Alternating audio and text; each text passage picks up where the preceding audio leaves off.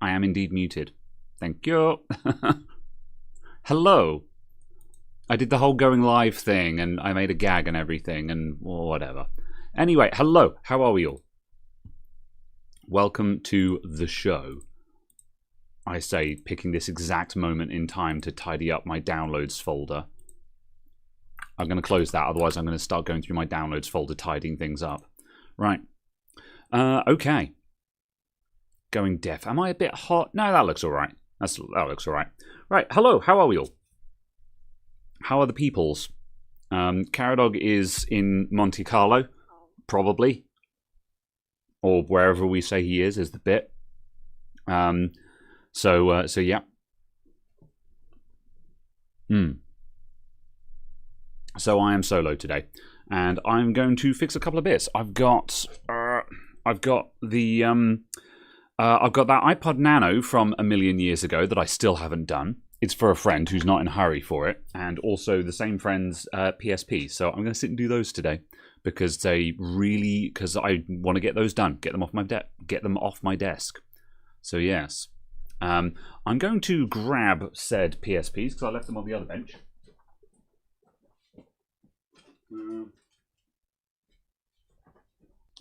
We'll see how far we get with those. Ugh. Don't long screw the PSP. I'll do my best. We'll see how we go. Right, I need to move things out of my way. I started tidying up in a very oddball manner where I wasn't focusing on anywhere particular. Although sometimes, fun fact, I think that sometimes the best way to tidy up is not to try and... For me, sometimes I don't try and clear a particular area. I just try and remove some stuff. So I'm just reducing the overall amount of stuff. Because if you keep doing that, eventually it will just thin out and then there's nothing left. Anyway. Right. You had a bad time as a kid doing that? Terrible. Oh. Otherwise, yes. How are we all? I hope we are well. I don't have many topics lined up today other than this. And I'm probably just going to do like a 2-hour stream or something. We'll see how we go, actually. I don't know. I'll have to think up some things for next week as well. Because, yeah, it was 3 weeks Caradog isn't going to be here for, I think. So we missed last week. And then, so it's this one and next year. So, yeah.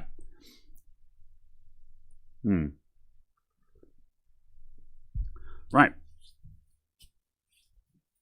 I can see you're all riveted, so I'm going to start tinkering, I guess. I need to...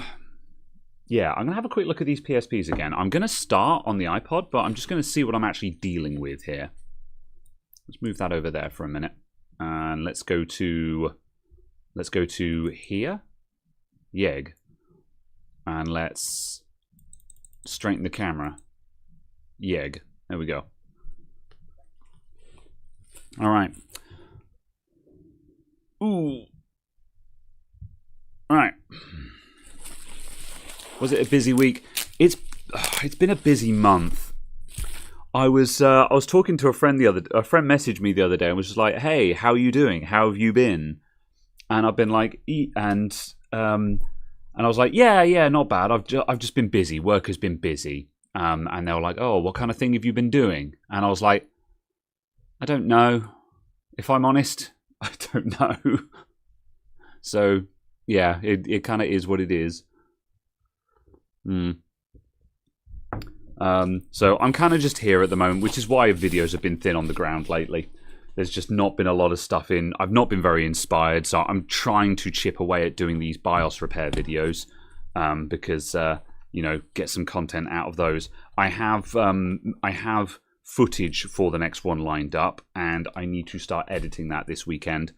And I'm also editing the Linux test drive video now as well. The voiceover for that is all recorded. I've just got to get all of the B-roll footage. So yes, those are Vitas. Yeah, sure. Oh yeah, I guess they weren't PSPs. Where I still think of the Vita as a PSP.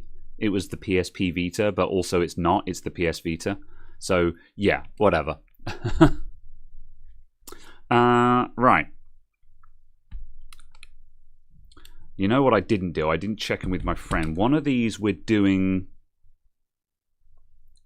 Done. I might drop a message to my friend and be like, which one's which again? Because one of them is, I think, a spares one. And the other one is the one where we actually want to do the work. This one's got an absolutely knackered connection on it. But honestly, I can't remember what we're doing. I'm going to quickly drop him a message. And then we'll get on with the iPod Nano. So that can get sorted. Right, let me see. I'm just going to quickly message my friend and be like, I know you've told me this like 3 times, but I've forgotten, so tell me again. Ahoy. Because I keep forgetting to write it down. Which PS Vita is the one with the one for Type C conversion and headphone jack? And what is the other one in for?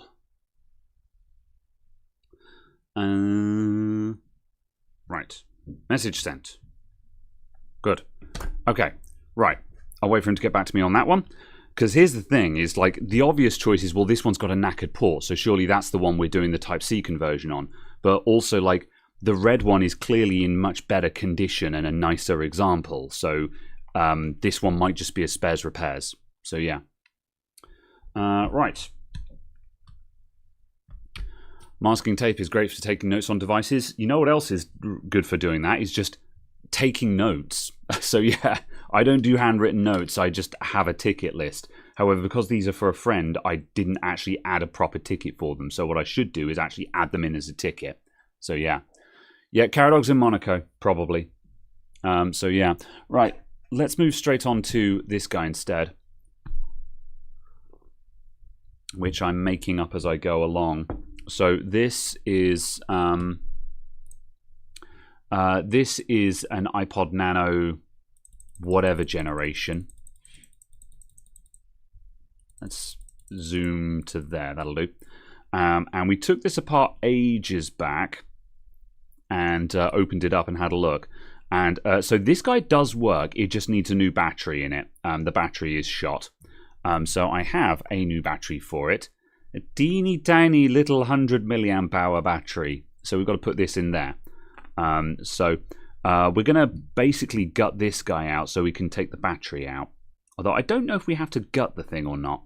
So yeah, either way, I'll remove the screen entirely. Can I come under the microscope for this, or are we going to be too close? One moment. No, microscope is going to be way too close. We might need that in a couple of moments, but yeah, I'll work without it for now. So let's pop off the screen. Boop.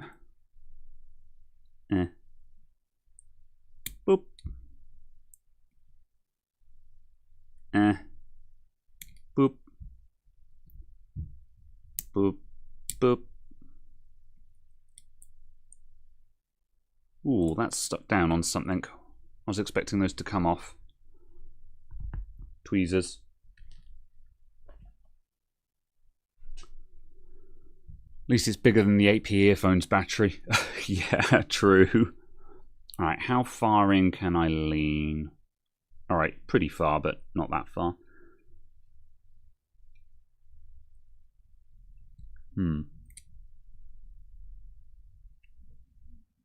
Right, that one is separate to the screen. I think it's just a little bit of Captain tape that's holding that on, actually.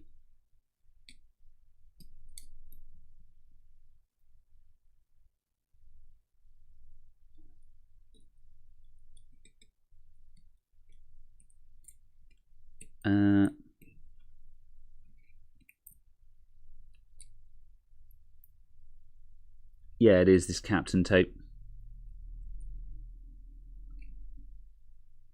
which is really thin, and my tweezers won't grab it. Oh my gosh, I might need to get out the precision tweezers. These are not the precision ones. There we go. All right, the screen is free. Ba ba ba ba. At his other residence, yeah. At his third house. Okay. Right. So, I need to desolder the battery. Let's take a closer look at that. So, you can see the red wire there. The black must be going around the back. So, I think we're going to have to take the circuit board out. Although, to be honest, now we're this far in, that's probably not a huge amount of work. Okay, I'm going to try doing that. I think if I take out that last screw, I can probably lift out the circuit board. And then I can, presumably that will expose the negative terminal to the battery. Cool, okay, let's do that.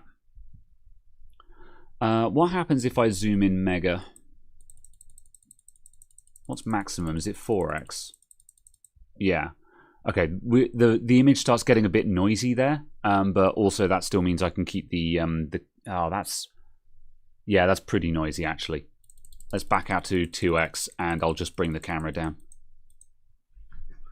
This is one of those really annoying shots where the device is a bit too small for the overhead camera, but it's too big to be under the microscope. Okay, there we go. That's a better view. All right, open the iFixit page just in case. Where's the fun in that? Where's the fun in that? We'll do that if we need it. I like to figure things out. Where is... No. Not seeing the screwdriver I'm looking for. That one will probably do.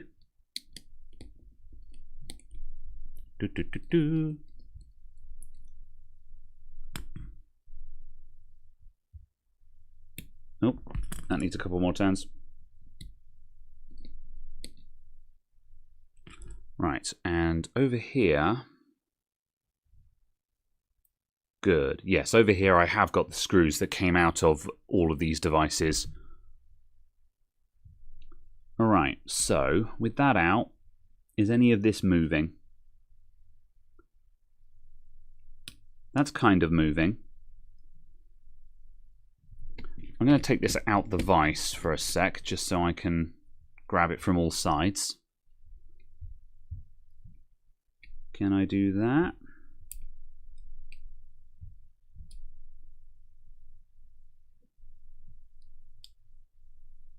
Kind of. It's moving a little bit. I'm going to put that back in the vise, I think, but I'm going to try and vise it right at the top so I can... So I've got access. Yeah. Right.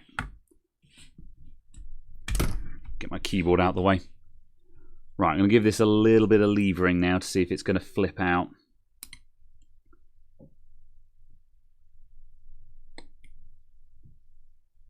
It moves a little bit and then it binds up, so there's something still holding on.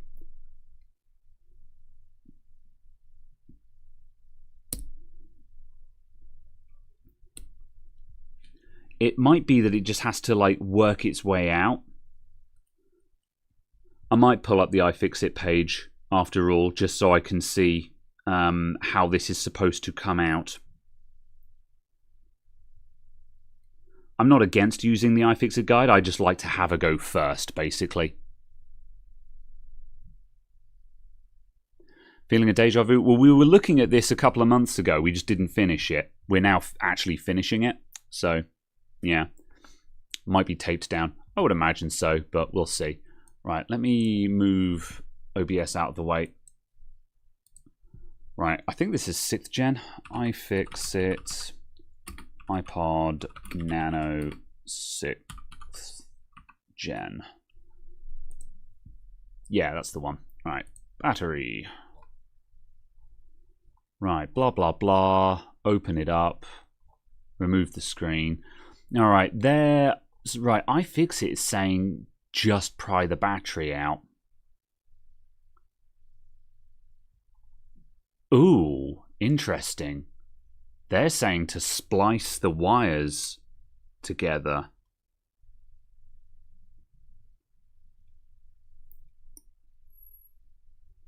Oh, or you can remove the old wires entirely. Okay.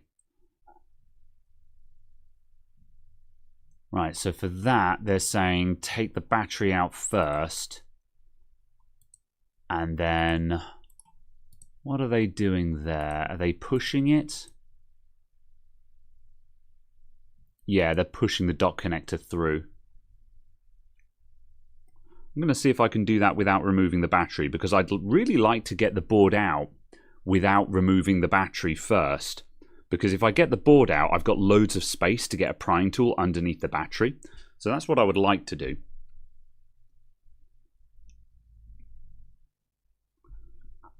Right, let's turn that around. Whoop.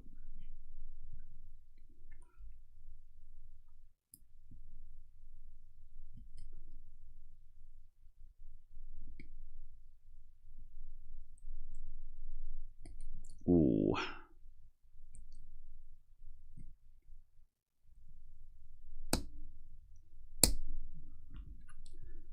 Have I got somewhere to get? Yeah, I'm going to get in there with the metal prying tool, I think. So I'm going to use this one to wedge the board up so it's got somewhere to go. Oop.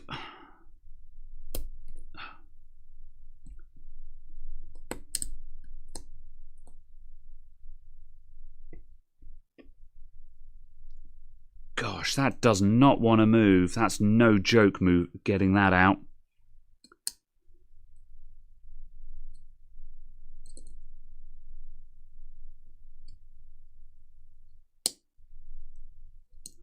I'm going to give up on this in a sec because it can be done without removing the board.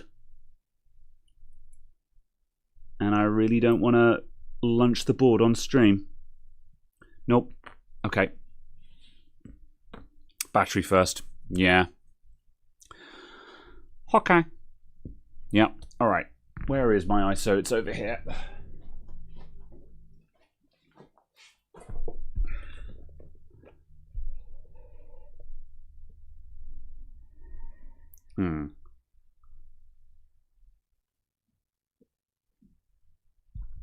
No, there are no pull tabs on this as well, by the way.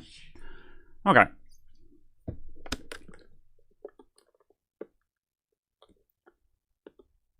Get ISO'd, idiot.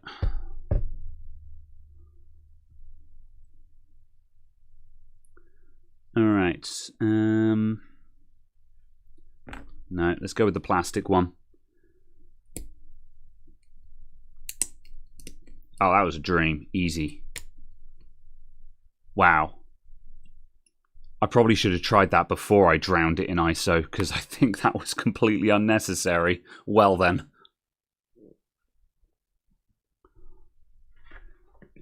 I went in heavy with the isopropyl then, because I just assumed it was going to fight me. But yeah, that was, yeah. Either the isopropyl just melted that glue, or it actually just wasn't held in very tightly and it just needed me to actually give it a quick poke. Let's just soak up some of the excess there. I think the double-sided tape there was just donezo. Right, I'm going to take one more attempt to remove this board, but I'm not going to try very hard because, yeah, I don't like that. I'm getting bad vibes from trying to remove the board.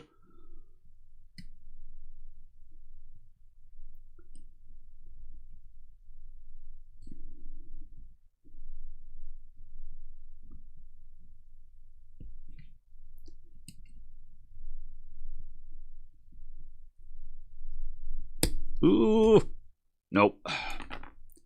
Gonna check where. Yeah, we're okay. No, I'm not risking that. If I get that wrong, I launch the dot connector, and that's game over. So yeah, bollocks to that. I guess we'll splice the wires then. All right. So if I'm going to splice the wires, I want to have a decent amount of slack on them. Can I remove them directly from the old battery? I believe I can. So let's unpeel this protection.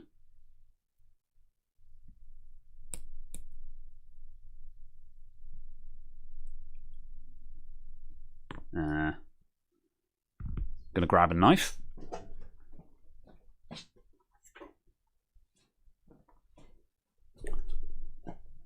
Looks too delicate with the edge bottoms. Yeah.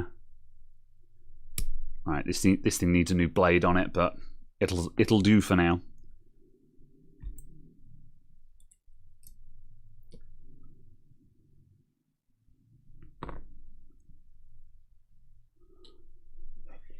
Right. I'm going to come down to the microscope.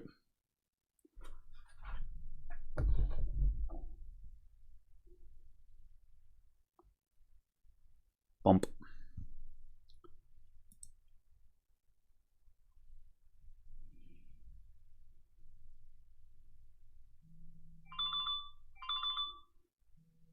Be gone.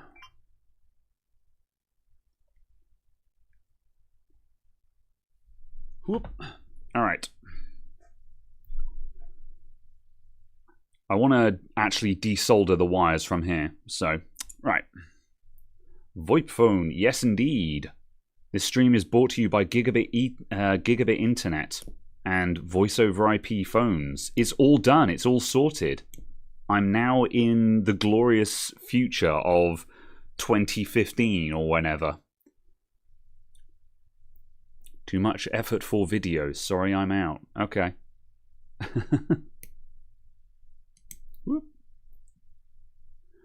Right. Fiber next. Well, yeah, that's what I've got. It is now all fiber. Fiber into the shop. It's grand. It hasn't exactly changed my world yet. I've done a couple of larger downloads which have gone super quick, and I'm like, wow. But yeah.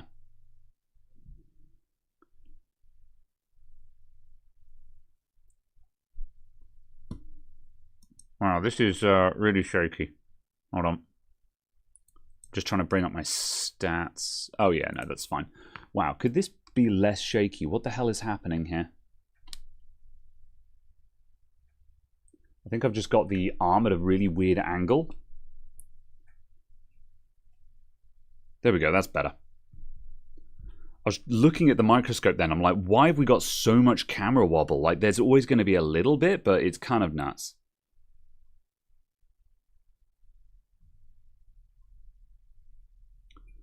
All right.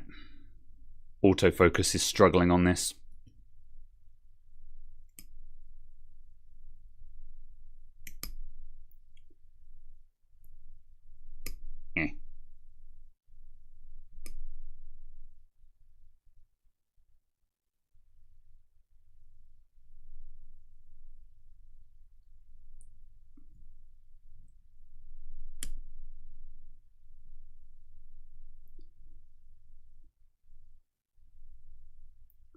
All right, that'll do. Right, soldering iron.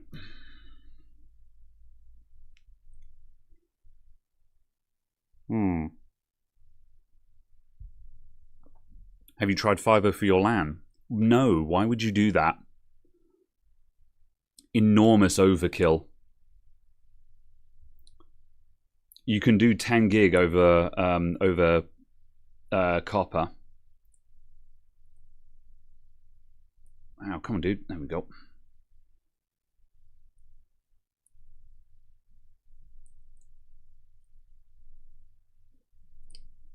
Right, where is the other side? Literally on the other side of the board. Okay.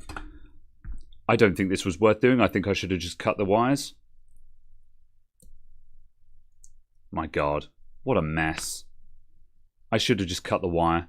But I've kind of come this far now, so I'm invested.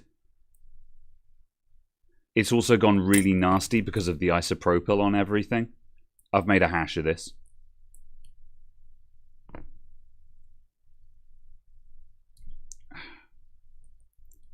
Get off. There we go.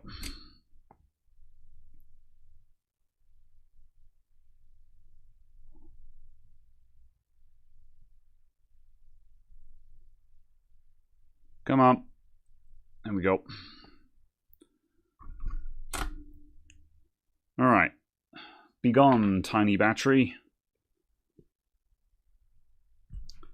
Let's try and clean up these wires a little bit.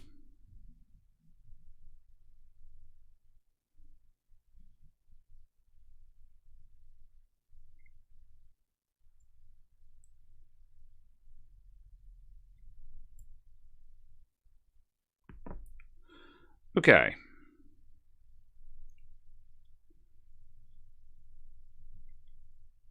Right, I'm going to put this screw back in because it doesn't need to be out anymore.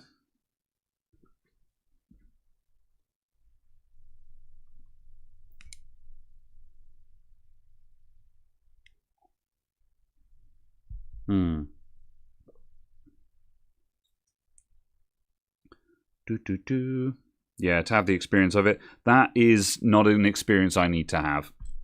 Fiber is really complicated to run, and that's not something I've got any interest in getting into. I know enough about fiber to know that I don't need to try and lay fiber cables around my shop.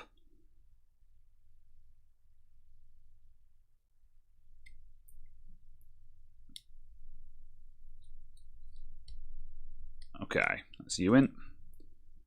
We can probably jump this up to 60 FPS actually. Where's the remote? Oop. There we go, that's better. Suddenly 60 FPS. Right, straighten this guy out. Alright, so here's our new battery. The wires on this are already way too long. I'm going to drop this into place. Let's see.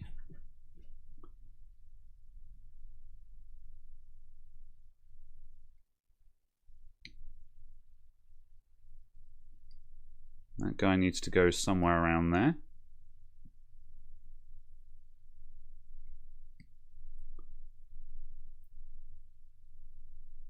God damn. There's... Oh, God. What did I do? So much isopropyl everywhere. Everything is ruined forever.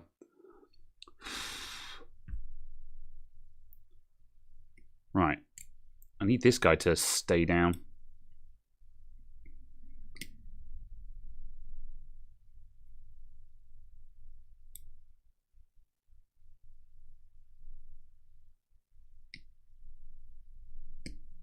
Oh!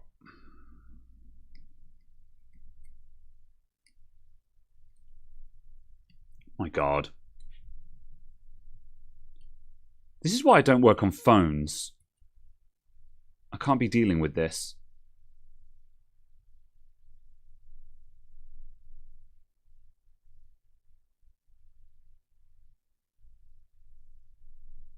There we go. There we go. Right. Socket has ISO in it. It's fine. It's non-conductive. It doesn't matter.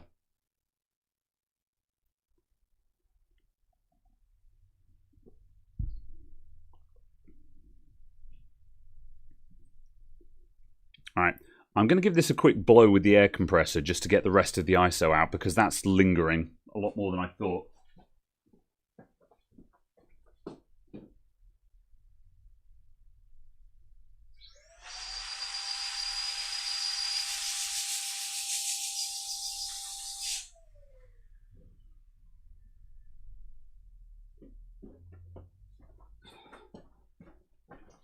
There we go.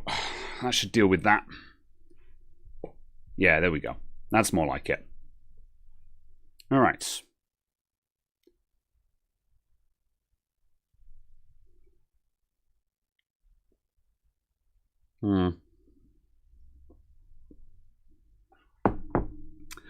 Right, now that's on. Let's try and get the battery in.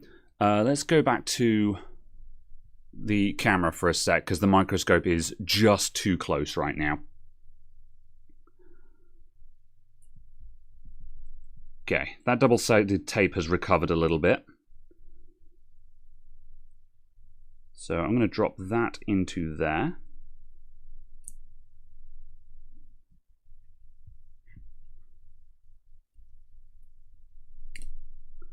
I think that will just press in.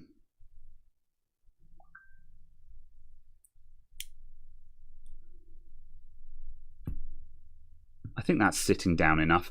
I'm worried about the screen clearing the battery. That's my biggest concern. Oh man, these little splices are going to be horrendous. I'm a little bit annoyed that we couldn't easily get the board out, because that's a pain in the ass. Because splicing those wires, like, I'm going to have to splice those and then put a tiny bit of Captain tape around them and everything. It's just like gross. I can't believe that this is that awkward.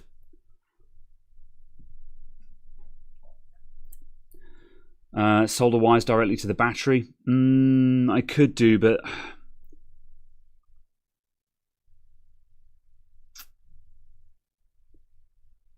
yeah, no, we could.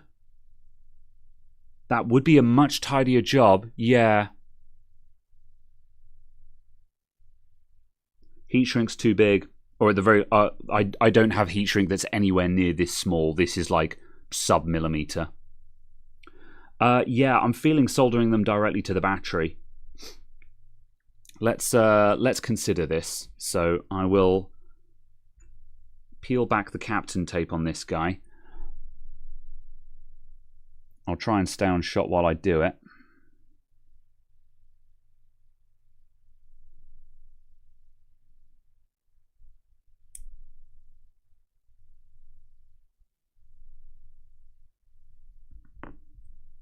I need some sharp tweezers. Are these guys sharp? No, those are not sharp tweezers. Where's my sharp boys? These guys need straightening and then they'll be sharp.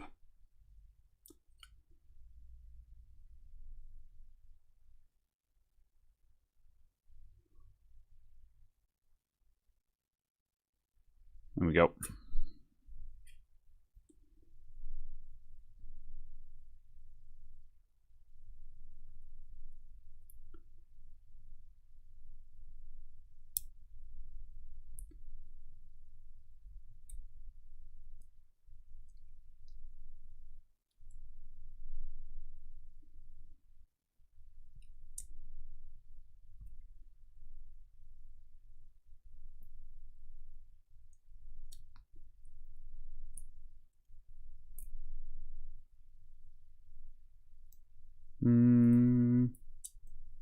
Pull those through.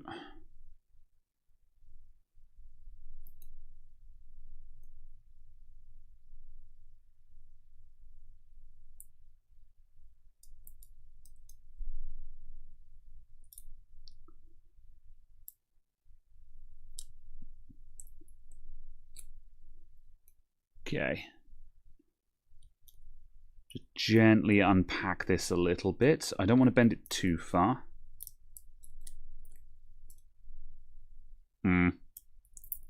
Okay, there we go. That's fine. Captain tape removed. Right, so now we've got the bare cell and the protection circuit board.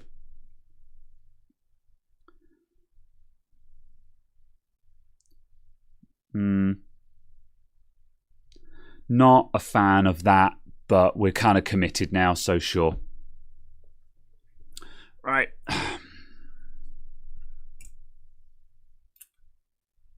Right. Let's put this in a vise.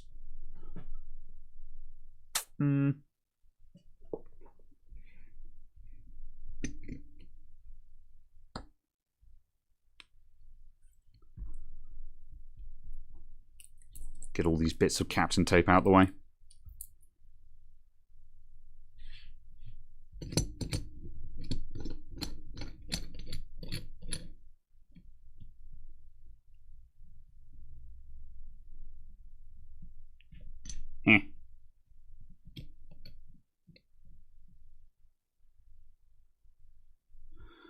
Right, and I'm just going to fold that a bit further back. Don't want to fold that a lot, because the more you bend that, if one of the metal tabs snaps off, that'll be a disaster. Okay, let's bring the microscope back in, and we'll just remove the wires from that.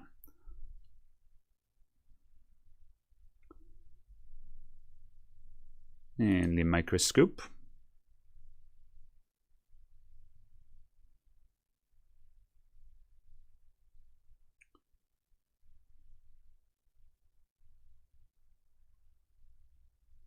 There we go.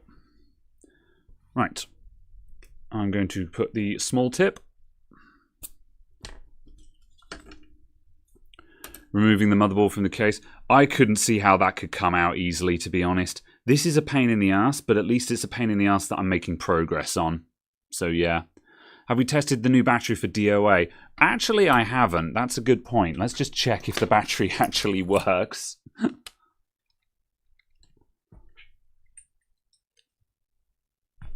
Because, yeah, it would be awful to go through all of this hassle and then find that the battery's crap.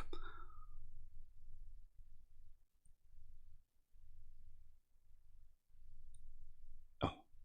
Okay, yeah, it's fine. I had bad probing initially and was seeing 0 volts. And I'm like, I don't believe it. The battery's crap. We're toast. Whose Nano is it? It's for a friend. Right, where's my solder? There it is.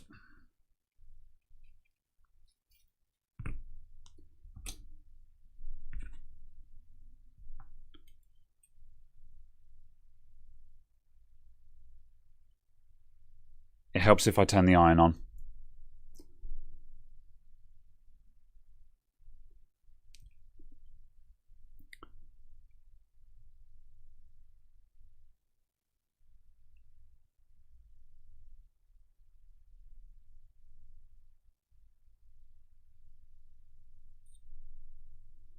One.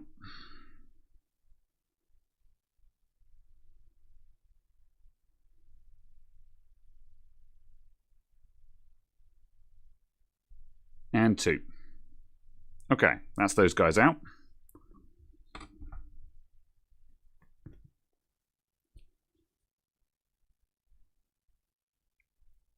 And so now let's remove the cell.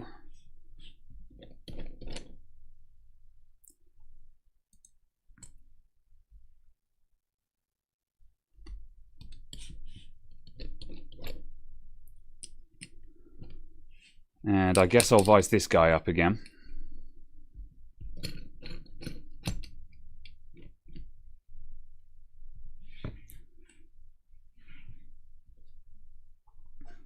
Around 30 quid. That's not the point. Yeah. We're not doing this because it's worthwhile. We're doing this just because it's, you know, yeah, whatever. Is this specific one. To test my ability. Right, do I want a little bit more spare wire on that. I'm going to try and just strip those a little bit further.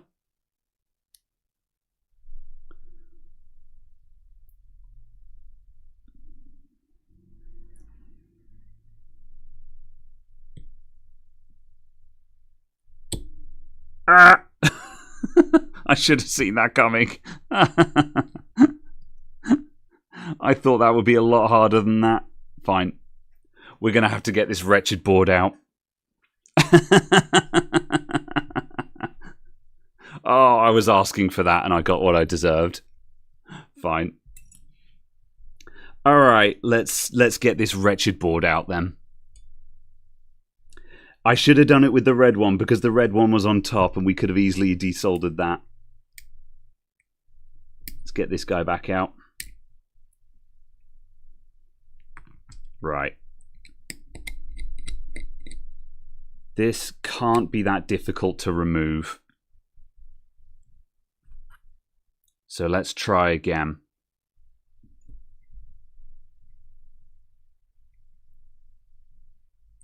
Right, so we've got that amount of leverage. What if I press there instead? Or what if I put the screwdriver in there and pull it?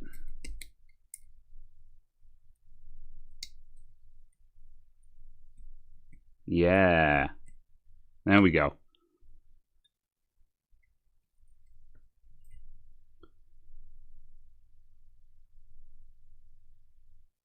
Good, and I didn't scrape any components off the back of the board.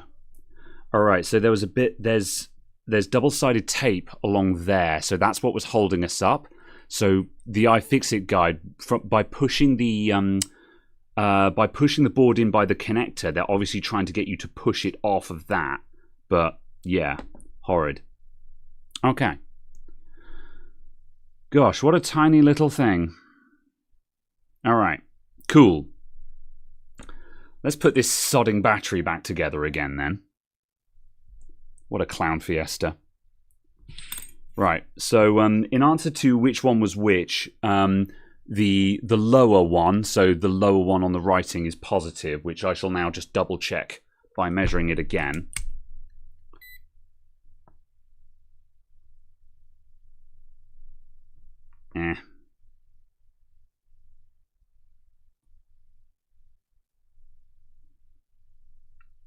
Yeg. That's reading positive voltage. So that one's positive. So let's put the wires back on and we can solder it all in.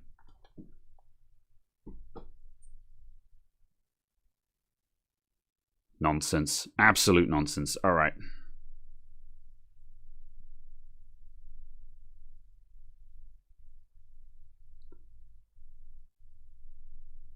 Right, let's see. Am I going to vice this up?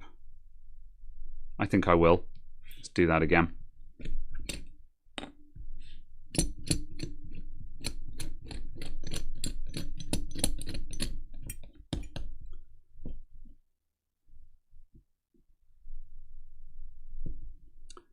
Just tip of the finger tight there. No, actually, let's get that flat.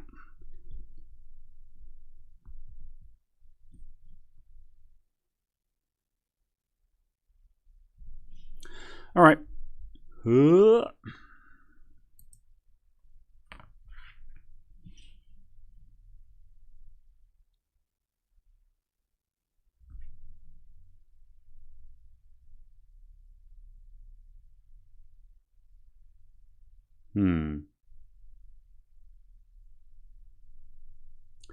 This is, what if I turn around to there? Trying to get it into a position where I can hold the wire in place.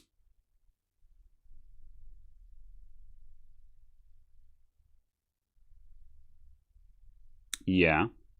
Okay, cool, that'll do.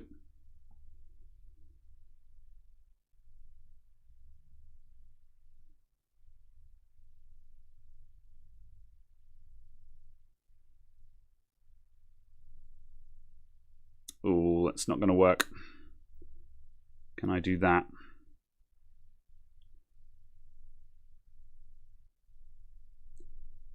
Coming around the back is super awkward.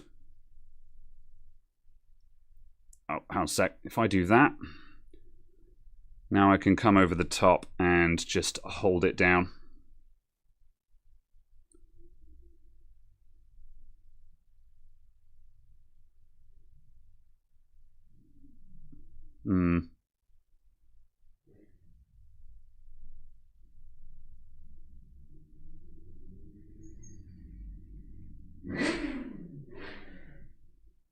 Motorcycle assholes outside.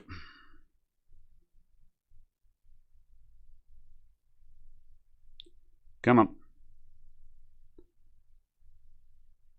Ah! Let me put a bend in the wire. There we go. That'll make it easier. The Graham maneuver.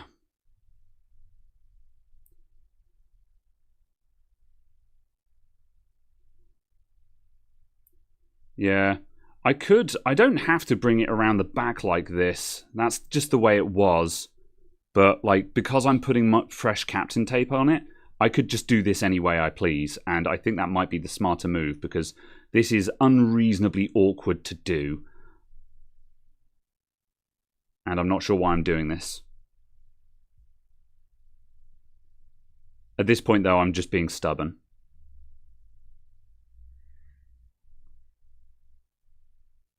There we go. Okay, there we go. One.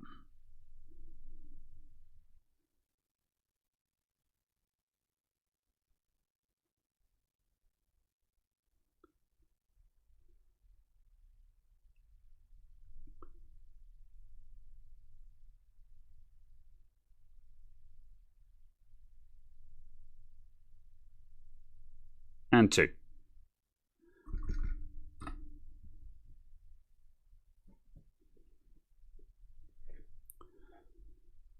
Boop. Right, okay. Boop.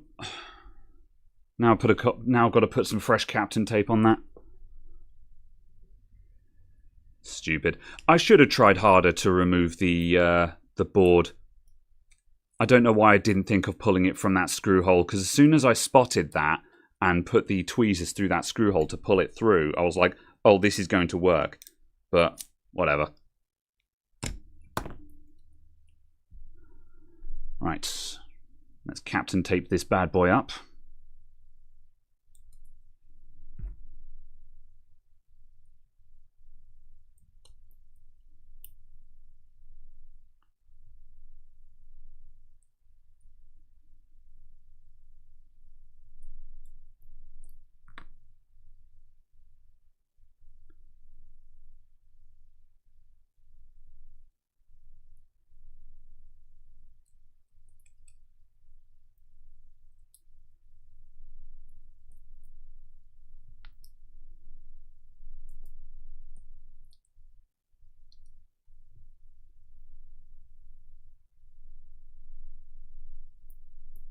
Here we go. Beautiful.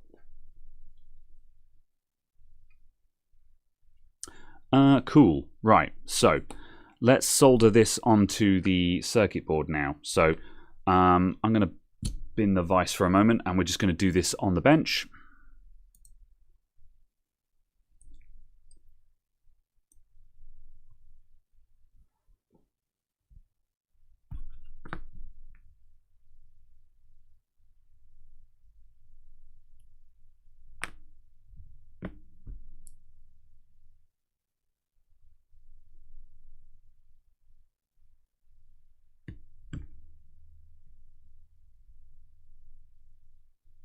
Right. What is that? Solastic. Okay.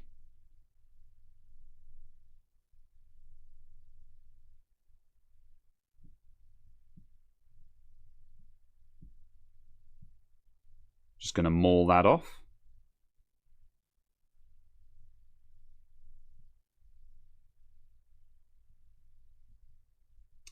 Get out of here. There we go.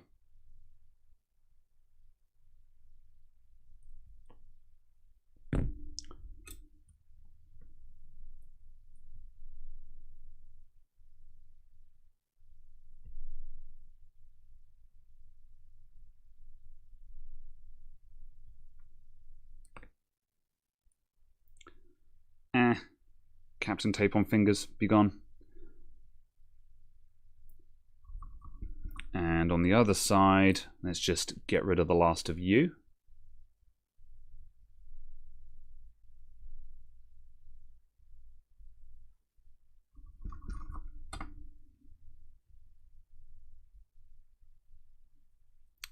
Good. Right, so black on the back.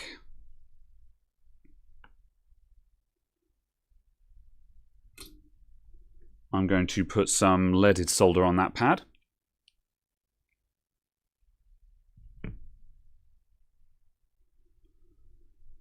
What was the last gig or concert that I went to? I haven't seen any live music in a while, actually, now you mention it.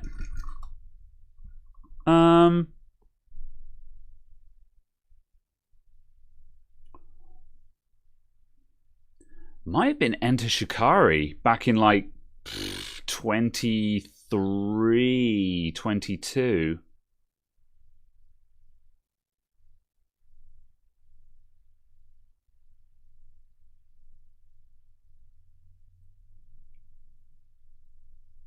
Yeah, no, I haven't seen a an actual live performance in a while, actually. Ah.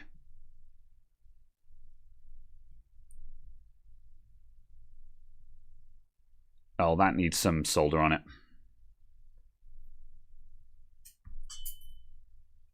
Aren't the wires too long? Probably, but I'm going to see what that looks like first.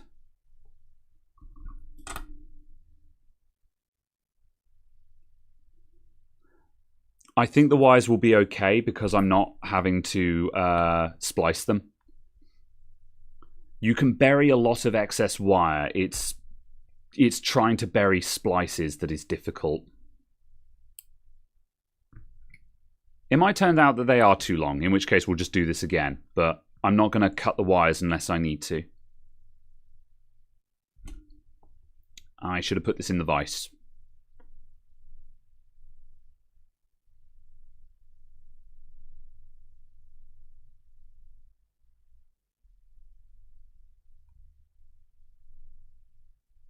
Come on, get in there.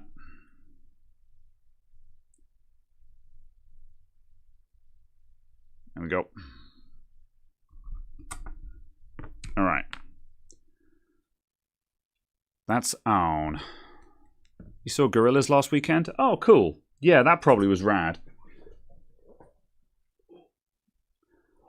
I've never been super into Gorillas, but I appreciate them as an art form.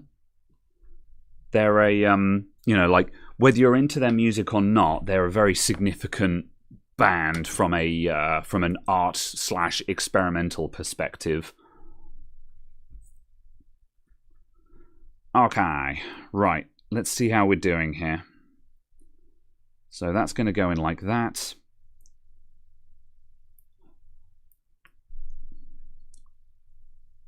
Am I going to try and put some Captain tape on that? Yeah, kind of want to. Those battery terminals are kind of exposed. Where has the Captain tape gone? It's there. All right. Let's see if we can get a teeny tiny bit of Captain tape over those.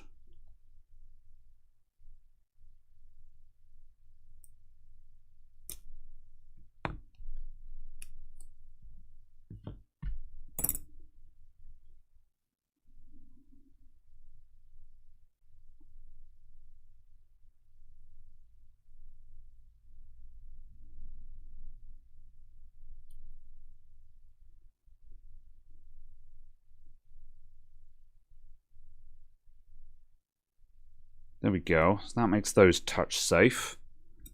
And now we'll just poke a hole through that screw hole.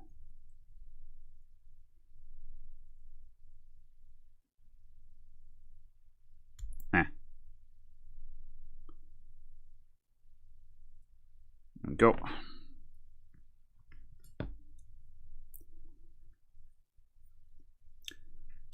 Right. I think we're all good. Let's try and fit that all in there.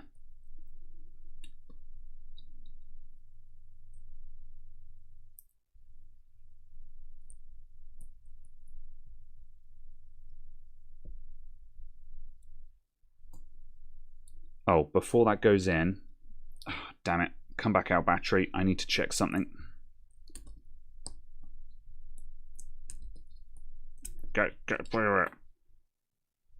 Okay, yeah, that's all fine. Something that I needed to double check was I had been warned that there is a shim behind the volume buttons, and you need to make sure that that doesn't fall out. And yeah, we haven't disturbed any of that, so it's fine.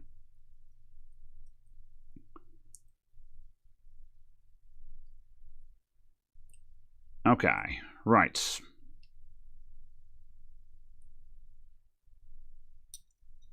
So, I'm going to wander back in frame again.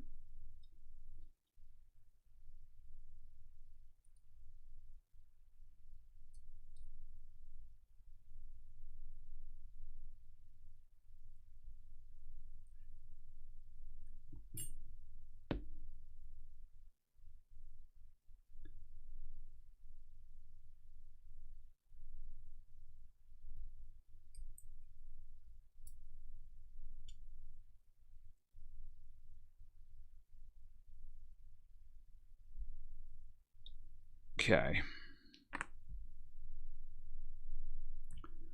This just needs slowly nudging into place now.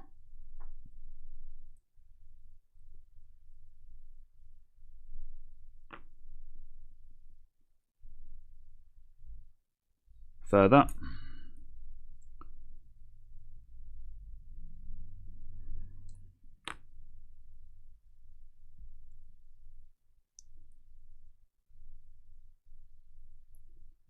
battery is in the way. So if I just do that, there we go.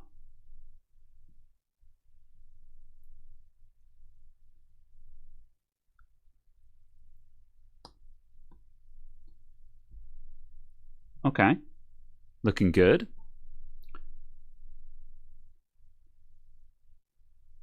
Looking good. Right, I'm going to put that screw back in place, and then we'll see if we can get these wires to lay flat enough.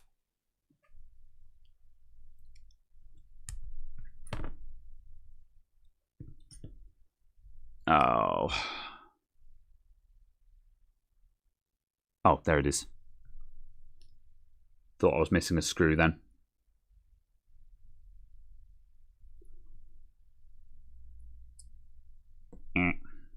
Smaller screwdriver.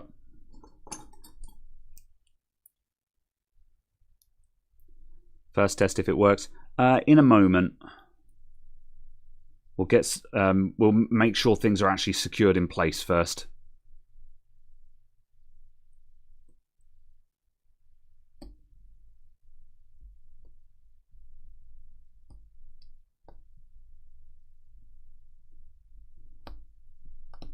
There we go. Good. Right. So the problem we've got is that when the screen connects, these flexes are going to lay right across in the same place as these battery wires.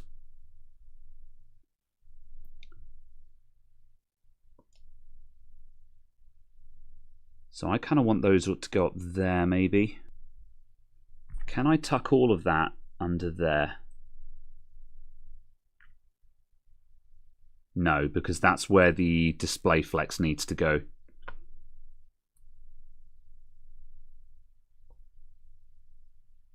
Yeah, we might need to make these shorter. I'm just gonna full send and see if I get away with it first.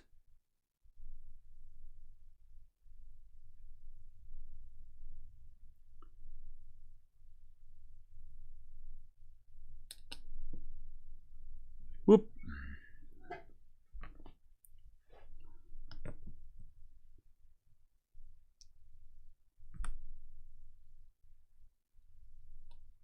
Put that there.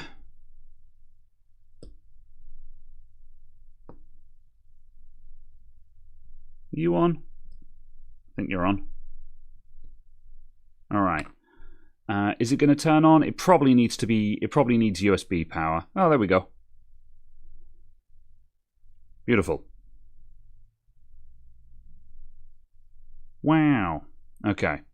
All right. Good start. Good start. Turn off. Good. All right. So far, so good. Right. So now I have somewhere close by there a little plate that goes over the top of all of this.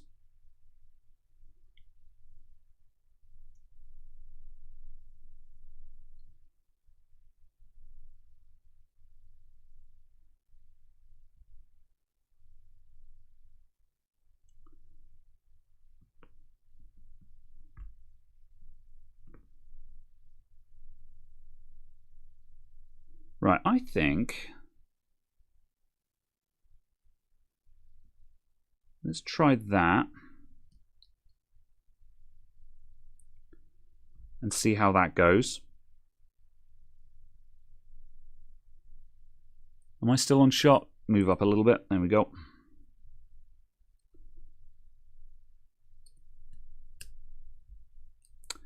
Don't like this thing at all.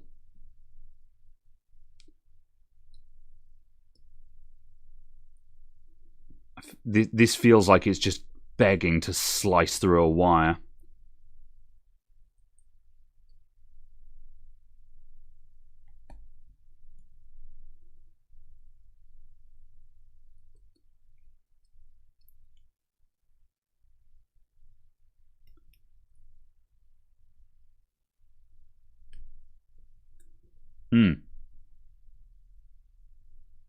How on earth did this thing go in? It needs to fit under two places.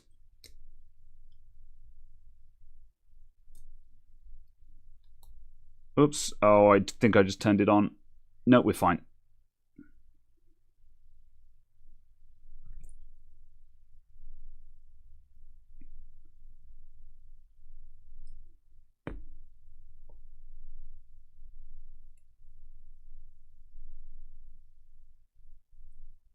You're gonna... Yeah.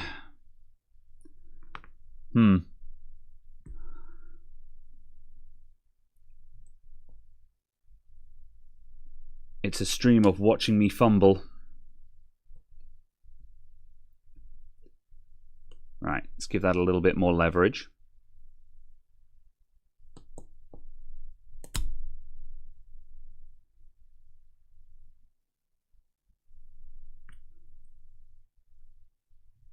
Nope. Right. There's a little bit of a there's a little notch there. Where does that actually fit into? Yeah, there is a corresponding notch on the inside of the casing there, so that should push all the way in there. Okay, let's give that a bit more push.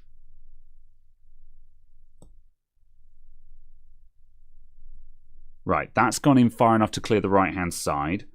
So now I just need to steer this bit under. Oh, which I just did. There we go. Okay, right.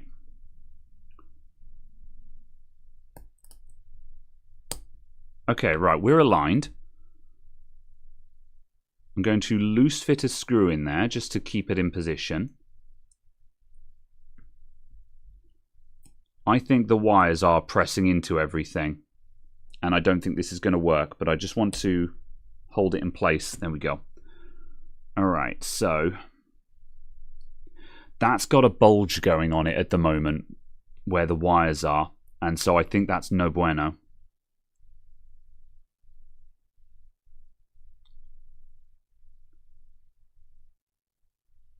Gosh, there's so much of that to cram back in.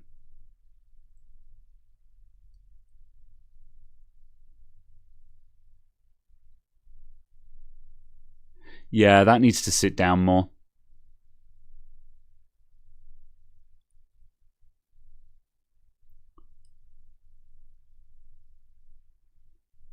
Okay. Right. I think we're going to have to cut the wires.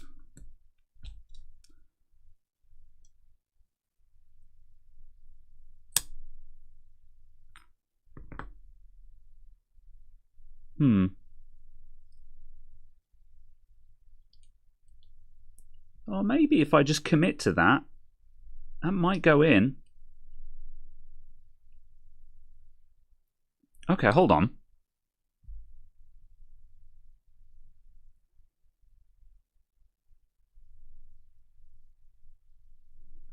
Just put in some artful origami wire there. Oh, look at that. Oh, I'm a genius.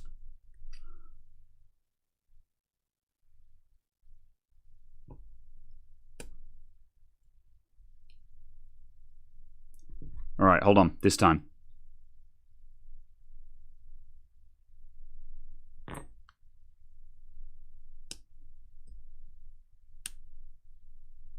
Oh, that feels a lot better. Okay, I think we're onto something here.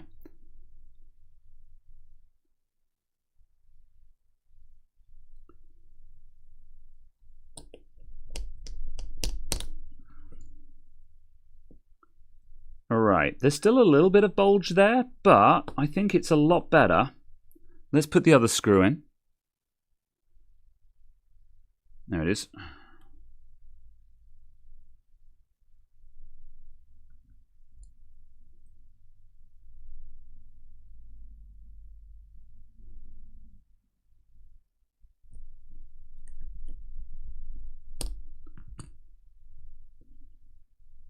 Okay, let's see if we can just feed all of this in now.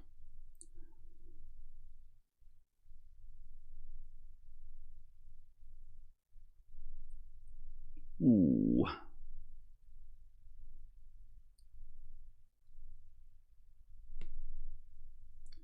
Right. Low section is good.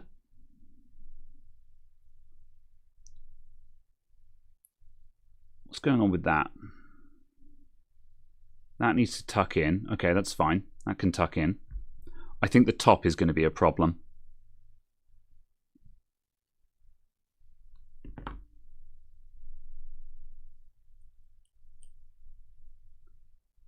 That's going to go in.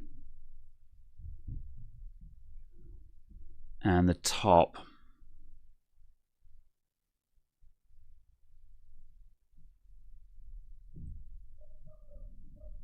Might be okay.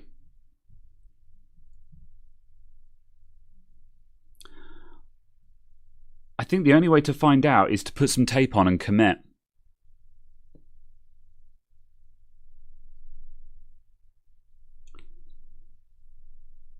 I think that little bit of bulge we've got there is just the height of the battery. So I'm just going to just gently just massage that.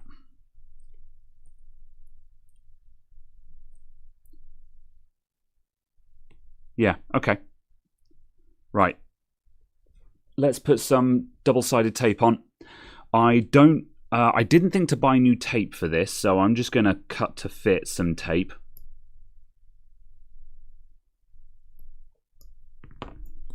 Let's get the old stuff off first.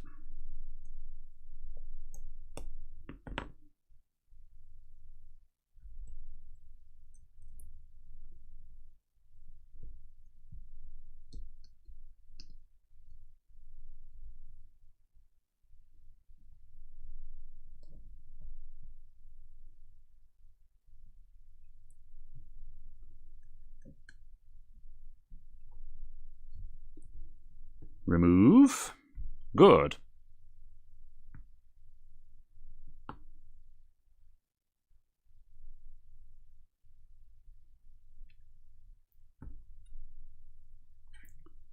Right, and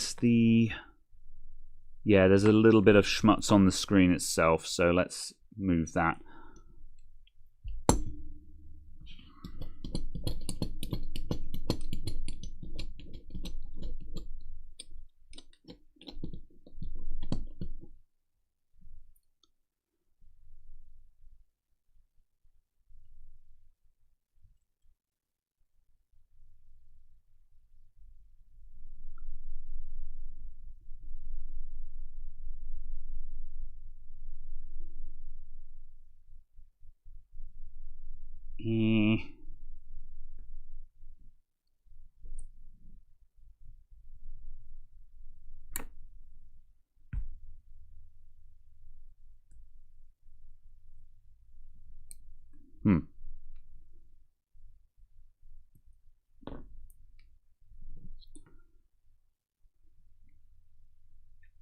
I had a run going there. Oh, it did come off. Okay, good.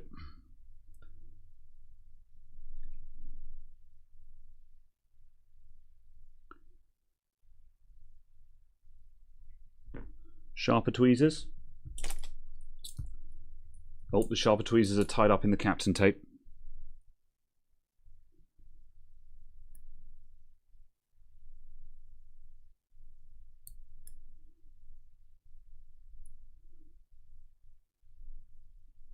There we go.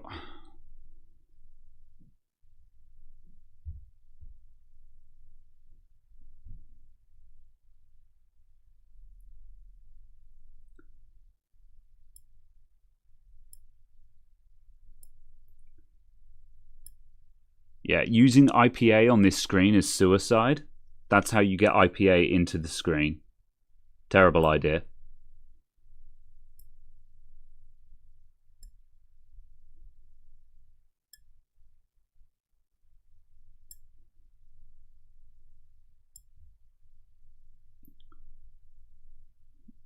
All right, I think we've got enough of that off. That's fine.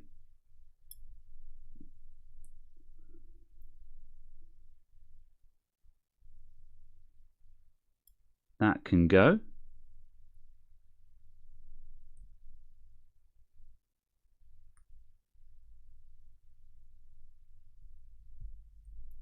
Come on.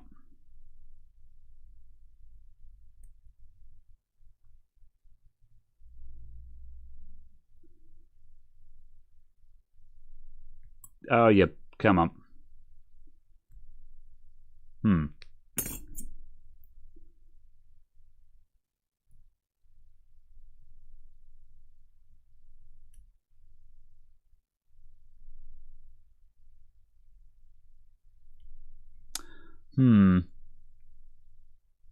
That bit's being extra stringy and stubborn.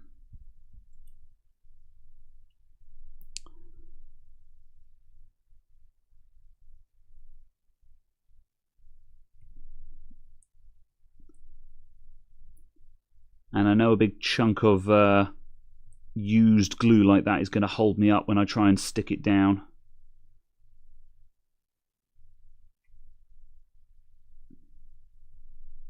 Damn.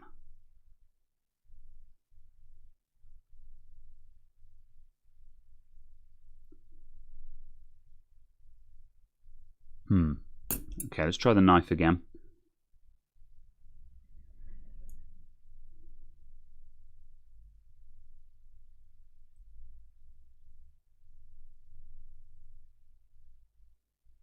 No, okay, nail.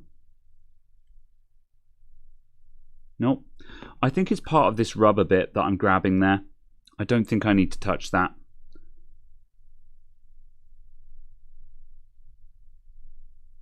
Alright, I'm going to quit while I'm ahead. I've got most of that off. I think I've got enough off that we're good.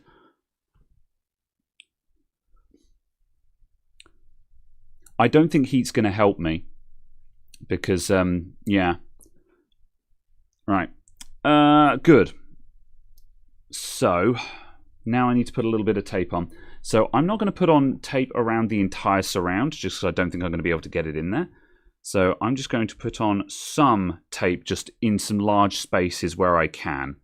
And kind of just hope for the best, if I'm honest. Right, and I'm going to see if I've got a new blade for my knife here, because I kind of need a really sharp blade for this bit. Where are my replacement blades?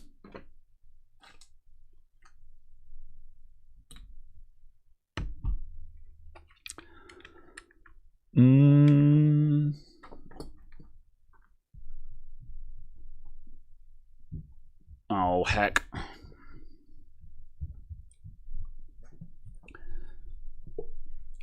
Replacement blades are one of those things where I have them knocking around the bench all the time, and then the moment I actually need them, I can't see them anywhere.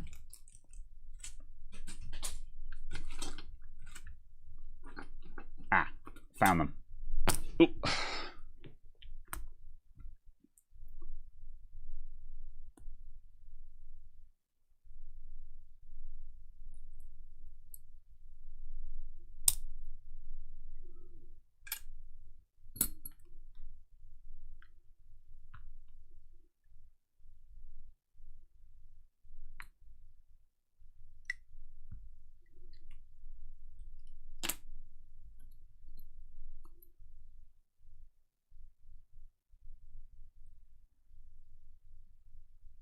Come on.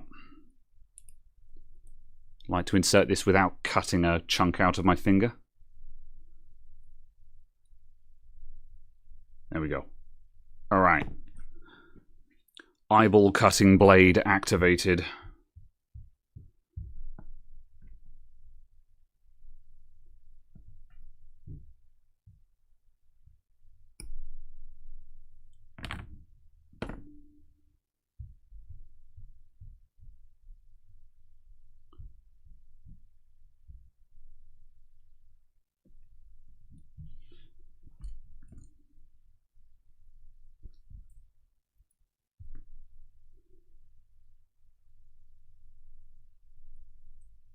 Oh, have I just screwed that?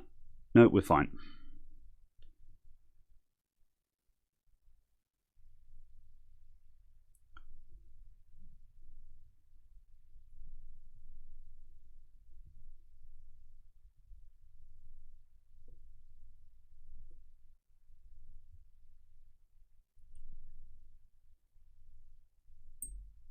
Okay, and now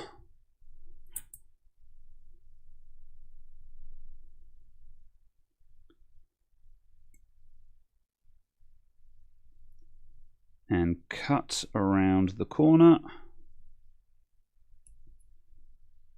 Did that cut? Not quite.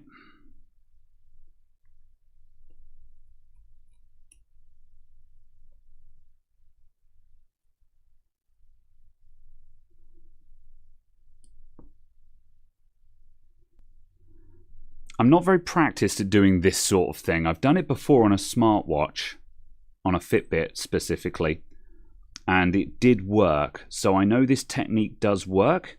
I'm just not very practiced at it, which also means I'm very slow at it. So, Damn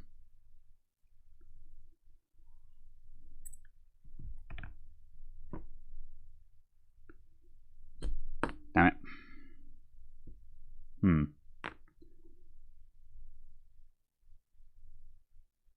I need to be careful how hard I push, because if I press in suddenly, then I go straight into the battery, which would not be fun.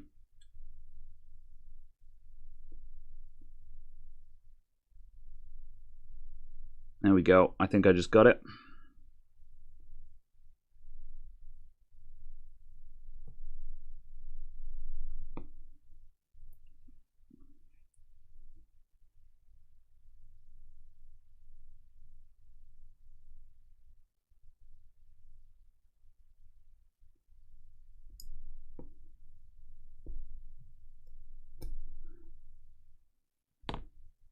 Okay, let's see if that's done the job.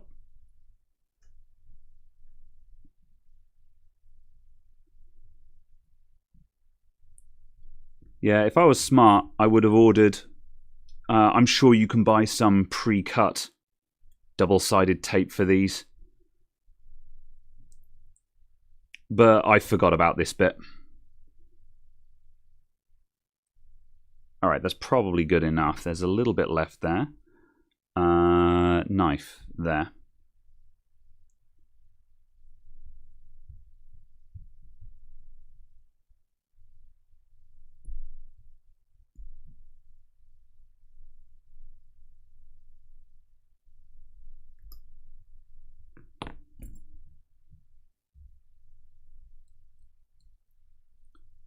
There we go. Right, that's the entire top side taped up. Now we'll get a little bit there and the bottom edge, and I'm going to gamble that that's enough to hold it all down.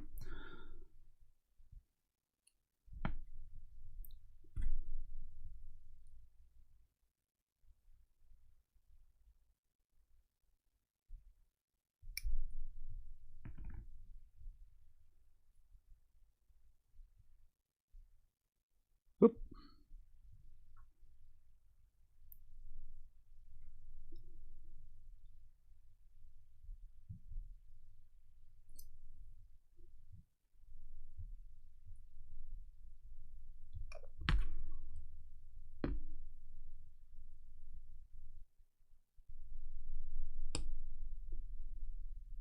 Oh no. Oh god. There was a tiny bit of schmutz on the end of my poker. I just wanted to quickly just make sure I press this down. Ah, that's fine. That'll all get pressed in when we commit. Alright.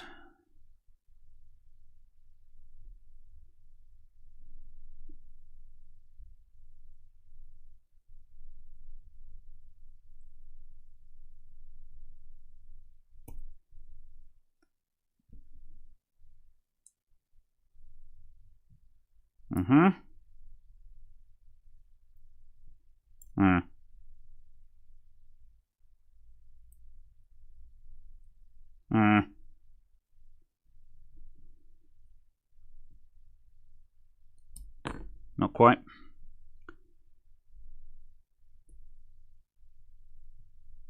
Yeah, I went through the top layer, but not the adhesive layer.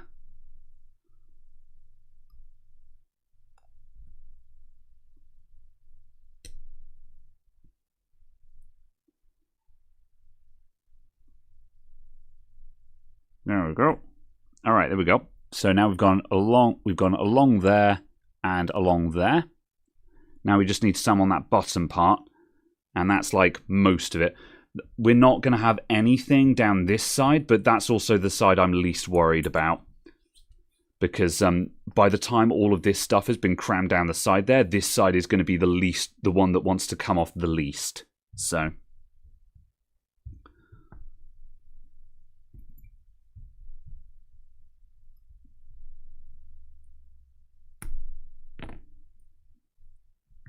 Okay. Oh, that's way too long.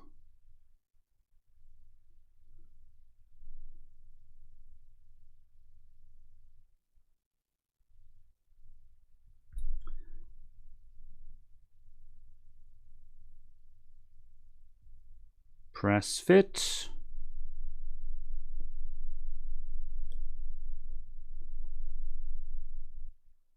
There we go. And now we've got to cut off all of the excess again. How much was the fibre? I ended up paying about £34 a month, which is fine for my area. It was the best. It was more or less the cheapest package available to me. If you live in an area where you've got like alt nets around you and stuff like that, then that price isn't going to be very impressive. But if, like me, your choice is OpenReach, or OpenReach, then you just don't really get a lot of choice. So why not cut the tape before applying? Because then you have to remove, you've got to put the tape on something, cut it, and then remove it. Even with a cut your eyeball sharp knife, this is so lightweight that it's incredibly difficult to cut in situ before applying it. So yeah. 34 quid still isn't bad. Yeah, I was fairly happy with that. It's certainly come down a lot. Like, I think last year when I was looking at gigabit packages, I think I would have been paying like £50 for gigabit. So yeah, I'm pretty happy. It's about the same price that I was paying for my 70 down 20 up connection previously. So yeah, it's worked out pretty good. All right, have we got enough?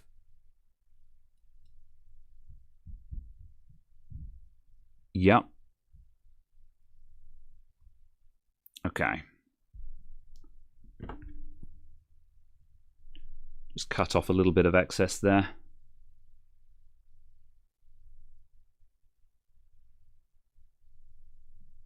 Damn it.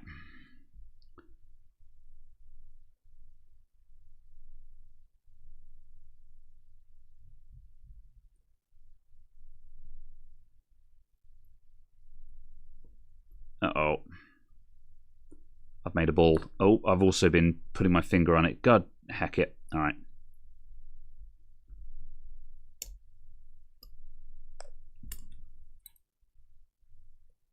All right, there we go. Right, that's it. Here goes nothing. We're committing. I'll do another power on test just to make sure it's not dead. We're still alive. Right, I might actually leave it on for a moment while I do this, because looking at screen distortion will give me a pretty good impression as to if I'm hurting the screen. So,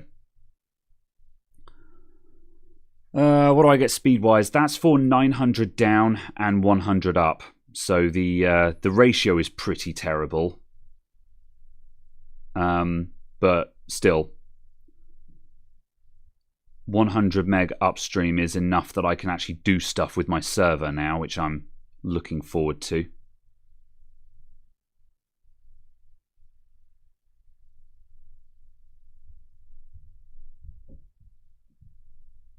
Okay, right. I think this is as on as it's going to get, and I've just got to commit now. There's only one way to find out. I've got to just press down on it all.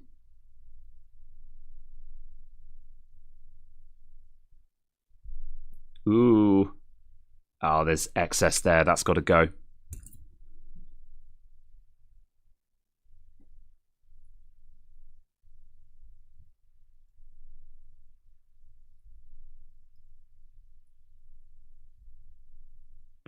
Okay.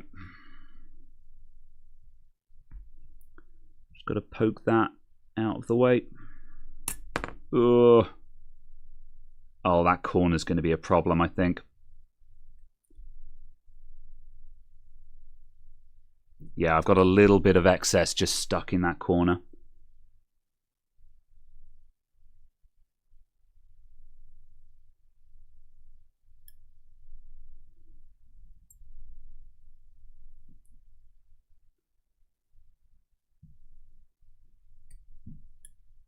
Okay, let's try that again.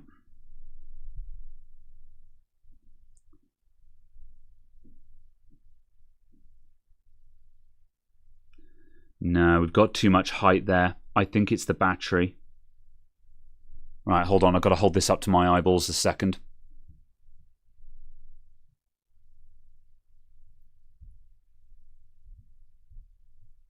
All right. Still a little bit of excess adhesive holding me up,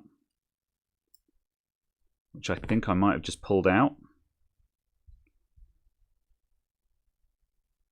Oh no, the new battery is just sitting a little bit proud, and it's not even the wires, it's just the battery itself is a little bit thicker.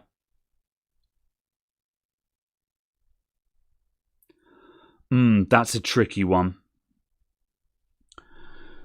If I commit to this now, that top left corner isn't going to stick down.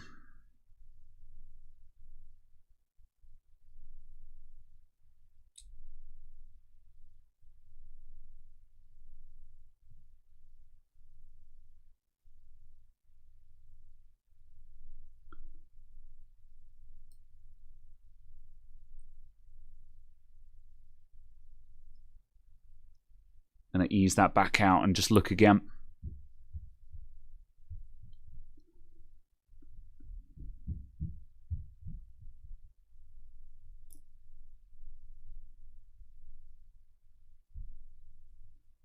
Oh, it might be...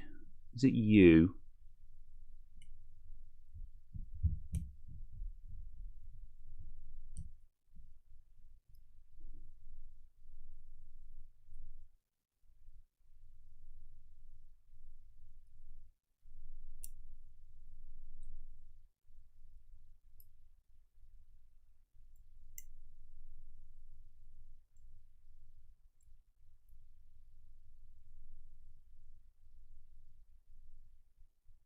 Come on.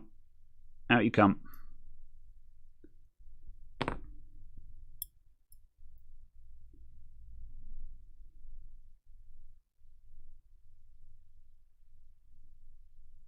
There we go. Might have given myself a little bit more clearance there.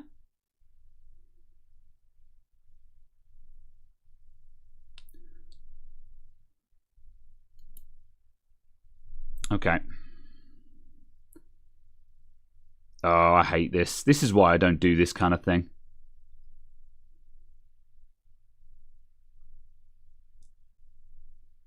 I need to... I'm going to quickly just wash my hands because my hands are getting sweaty.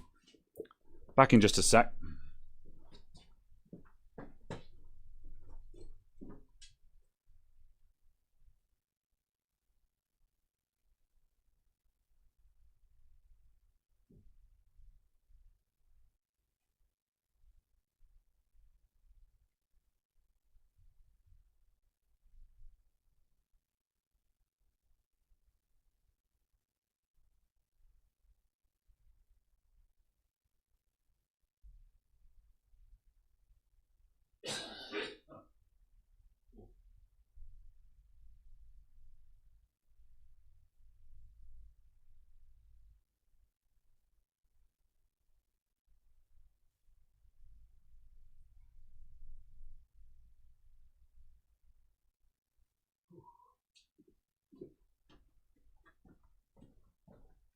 Ooh, okay, that's better.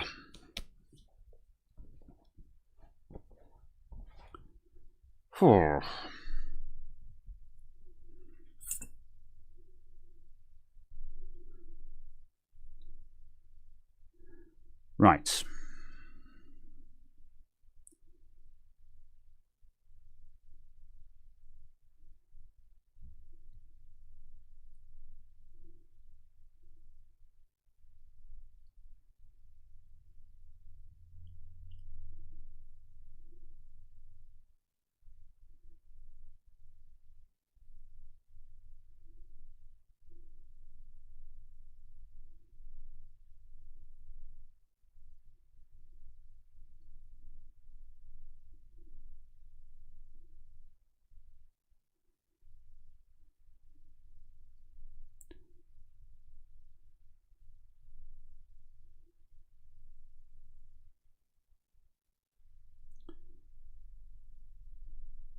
Yeah, we've got a little bit of a lift around there. It's just not quite sealing.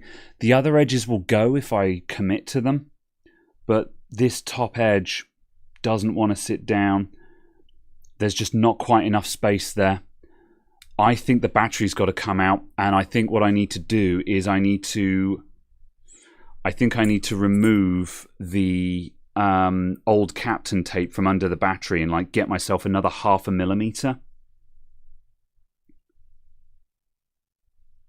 Gently pull that back. What a nightmare. Whew.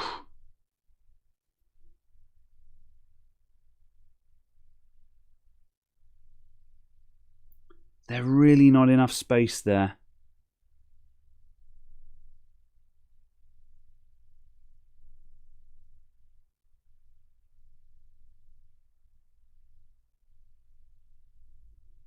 What if... Okay, one more try.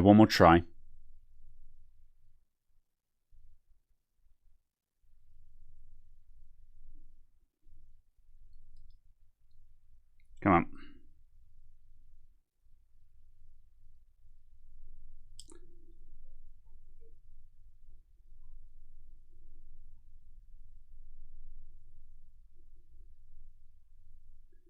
Okay, right. I'm going to pull the camera back slightly just so I can lift it up.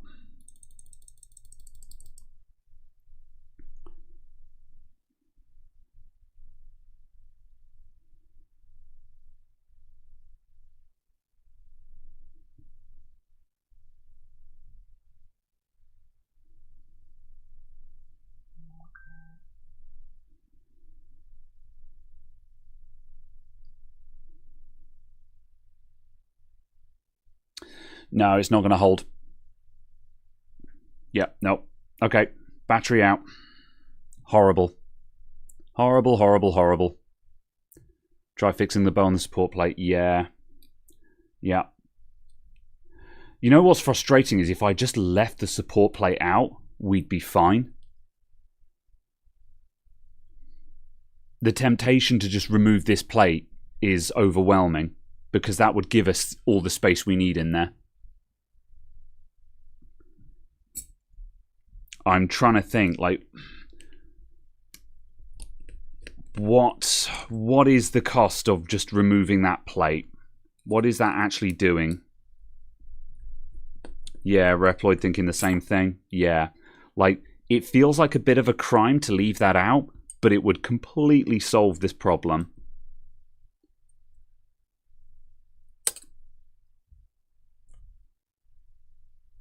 Because now we've just gained, like, another, well, that much, which isn't much, but it's all we need.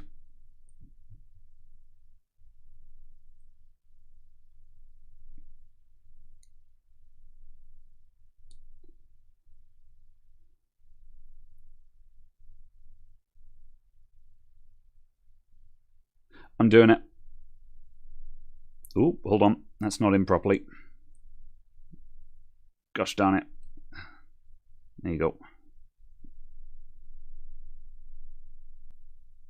All right.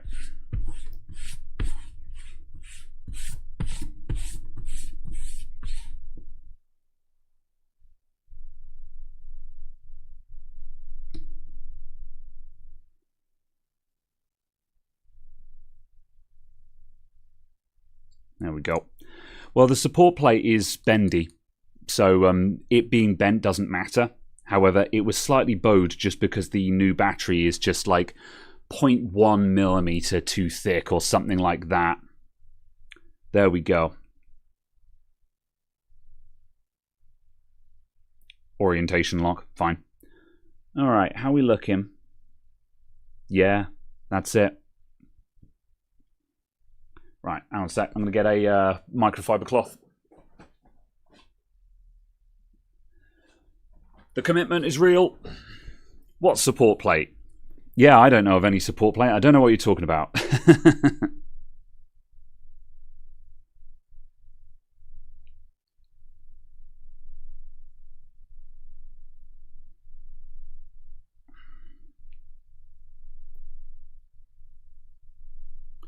Just massage these into place.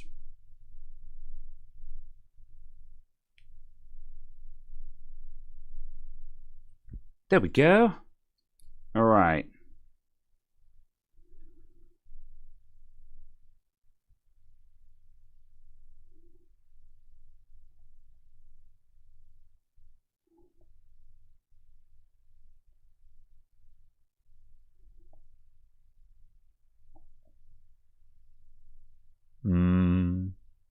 All right. I could push my fingernail into there if I tried. But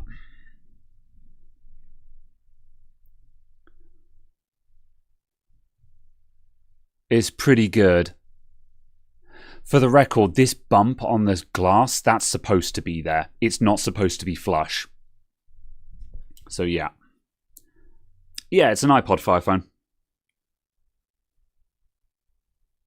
Cool. All right. Committing. Orientation? Or not? Fine. Settings. About. Songs. 1817. Wow. Cool. How do we go back?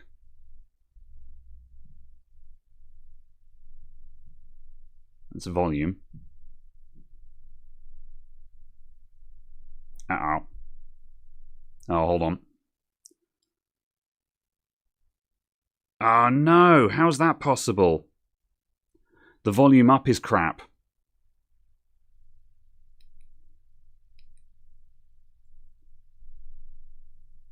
How do we get out?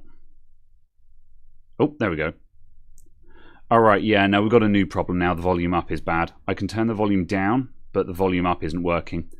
This was exactly what I was concerned about. I mentioned this earlier, but because there was a cover across that whole section of the iPod, I was like, we haven't touched any of that.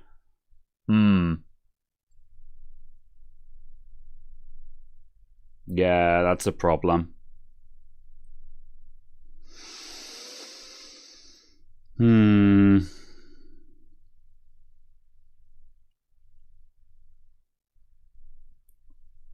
Okay. Let's see what we're up against with that. Just gently ease that out.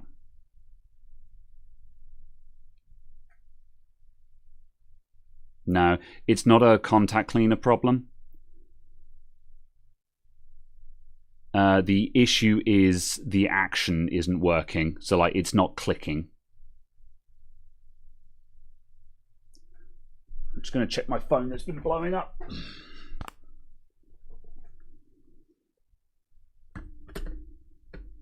Do-do-do.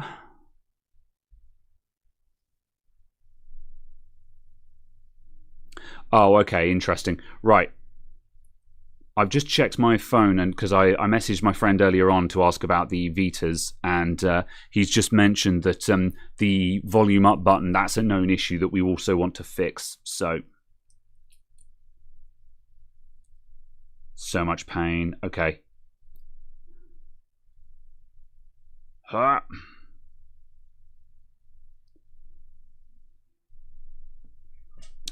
Okay, right. This is fine. We are making progress. We know we can close it up. Okay, right. We're keeping going with this, folks. We're going to keep it going.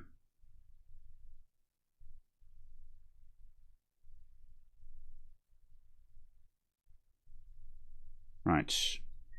Power off. Ooh.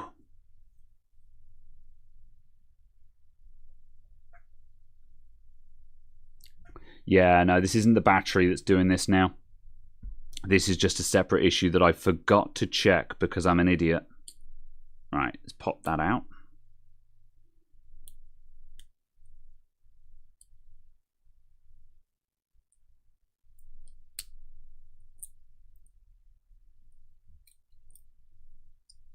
Whew. All right. However, the good news is we know that we can close it all up now, though. So I need to get the battery out. How are we going to do that? From here? Yes.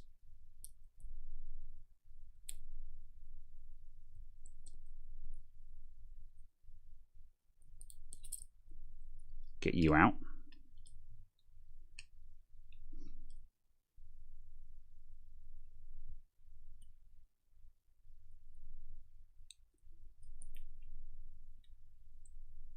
Right, now we need to get down in here. Remove the battery sticker. Yeah, I think I will, because I can. I don't think that actually would have saved us, though. I think removing the plate was the correct play there. But we'll take that out for good measure. Damn it.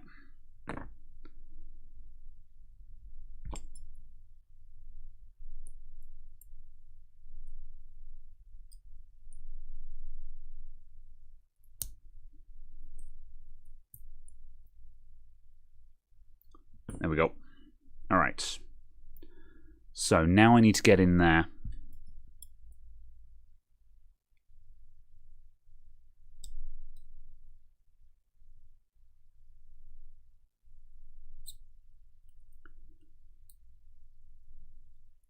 Oh my gosh, that looks fun, doesn't it?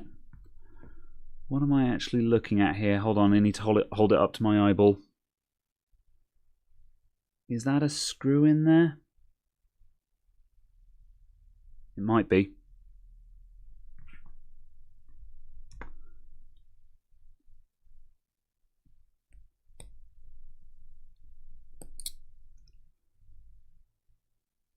No, it's not. Okay.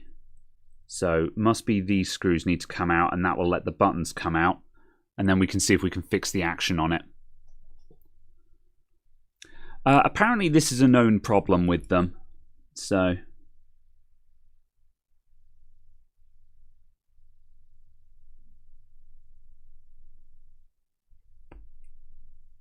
we'll just redo that top bit.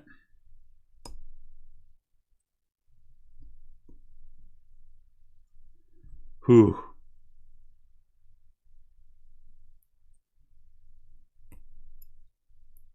This is horrible and nightmarish, but we're in this together, and I'm committing to this now. One way or the other, I'm getting through this. Fix or fail, I'm going to do enough that I've said I tried.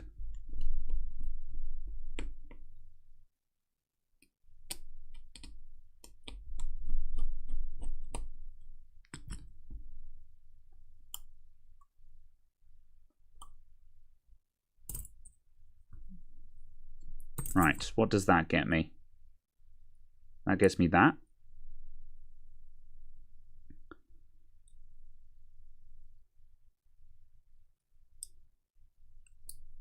Whoop.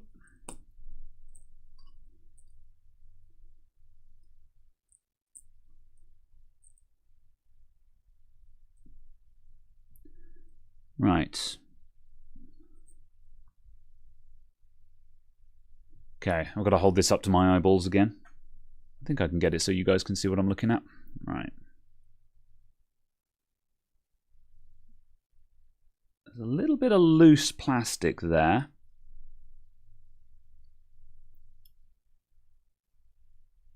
Right, does the button actually actuate? Yeah, that's still got a really good action on it. Here's the click. So the button does actuate. It just needs a little something. Yeah, so, okay, so here's what's happened. There's a little dot of plastic on the volume down button that gives it a little bit of extra height to reach the button itself. That bit of plastic has come off of there and it had fallen loose, which is why the action wasn't working. So the question is, what do we do about that? How do we put a tiny dot of plastic there?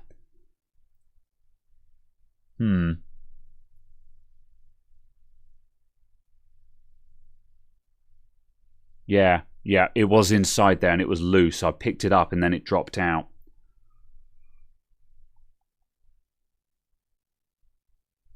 Question is, what can we do about that? Like, aside from the fact that it's dropped out and it was a tiny bit of plastic that you'll never ever find, like, how do you even reattach that? I need something else there.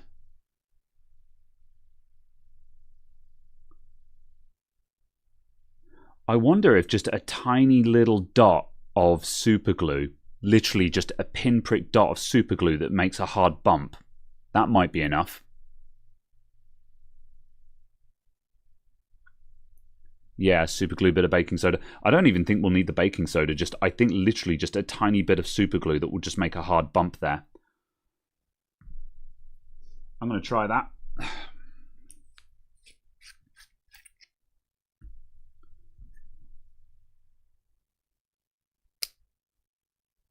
I think my CA glue is crap.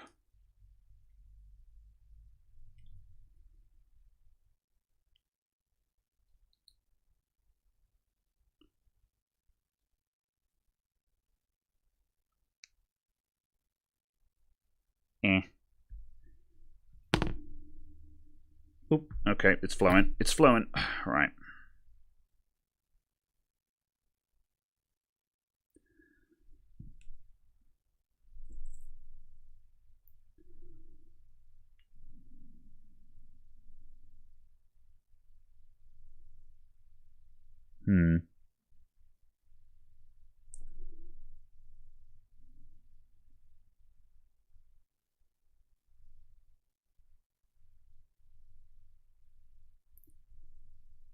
There. Just like that.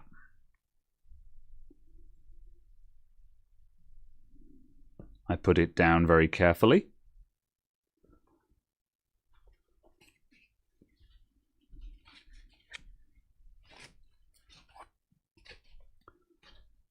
Okay. Right. I'm going to get a drink and a cereal bar. Whew. Right, we need that to dry. Oh, plastic dot is stuck on the frame next to the screw hole. Oh, so it is. I thought I saw it fall in, but yeah. That's the guy, but like, oh yeah, I immediately dropped it, but like, as if I was going to glue that back on. Absolutely not. However, I think that glue, once that glue cures, that's just going to create a hard little bump. So yeah. Right. Back in 2 secs. I'm just popping over to the kitchen.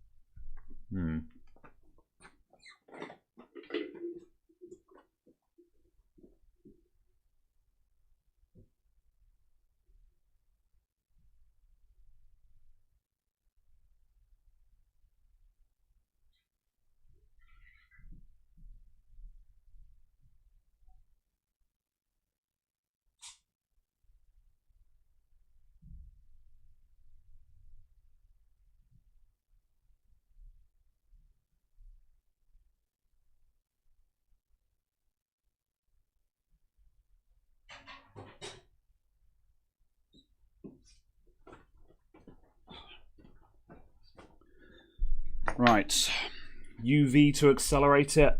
I might do. Okay.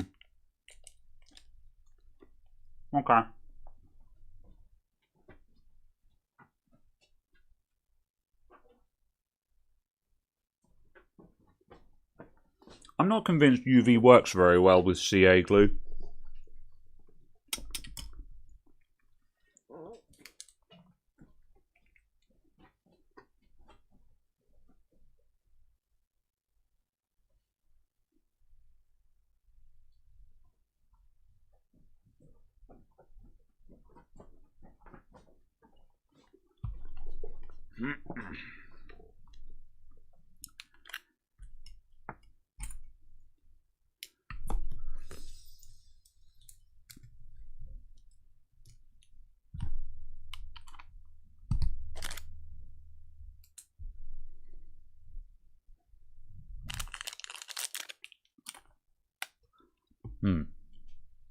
Right.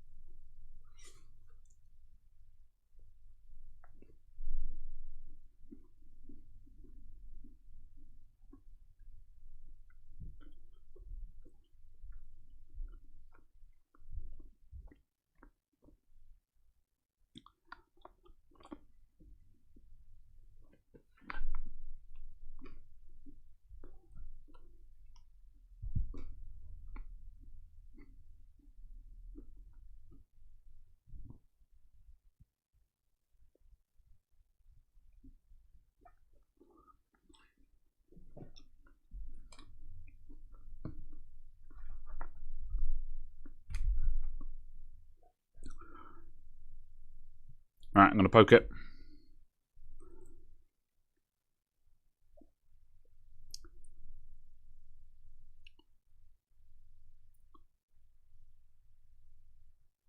Nah, it's still liquid. I think that's going to need a decent amount of time to cure.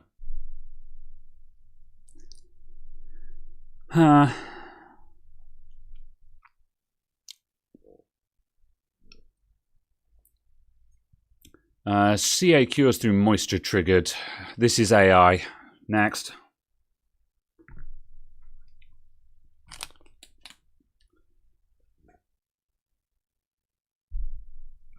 I'm going to leave this to cure. Because where we're going to seal it all in, it needs to be right first time. And also, if it is not cured enough, then it will just simply glue the button shut. Well, I mean, it won't glue the button shut, but it will make a horrible mess, basically. So, yeah. So, I'm going to leave that. However, what we have done is we have... I've closed it up once, so we've proven the theory. Once that dries, I can put it all back in and close it up. So, yeah, what I'm going to do, I'm going to put all of this to one side and we'll have a look at one of the Vitas. How are we doing for time? Coming up to 2 hours, yeah. Yeah, I'm going to look at one of the Vitas because I don't want this to be the end. But yeah, that I'm going to leave because I want to make sure that that is completely dried to a nice, proper, hard dot of glue. So that way, when I put it in place, it should be spot on. And yeah, the UV light is...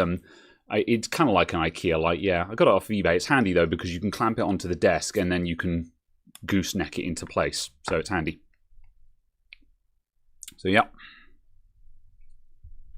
Right. Whoop. Let's put that to one side. So, the Vitas... I need to find a safe place for these screws now. So the Vitas, I've checked in. So the red one has a dodgy headphone jack, which possibly needs resoldering. So that's going to be a bit of an investigation. The black one, we're doing the Type-C mod on. So I'm going to do that first, I think. And move all these bits of glue out of the way. Or double-sided tape, rather.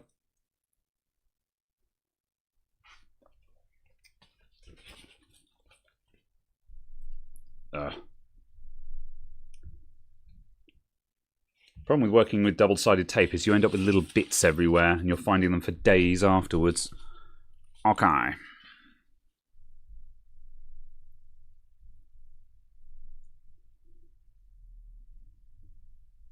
Put that there.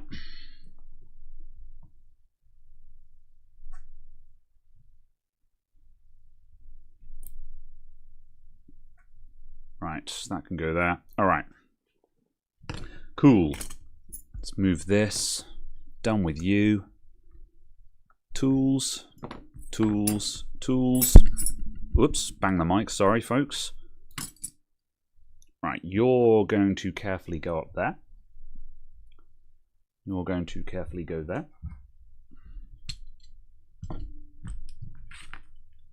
Excellent. All right. Poof. Vita. Zoom out. Looks like the same thing for the UV curing chamber.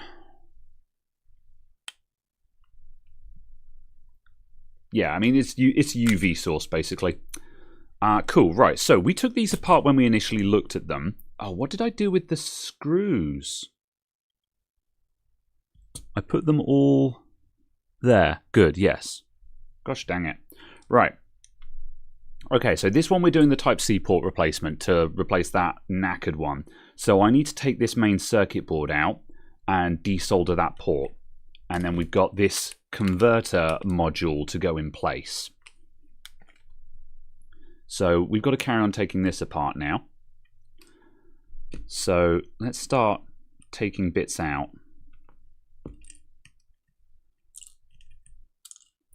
Shoulder buttons.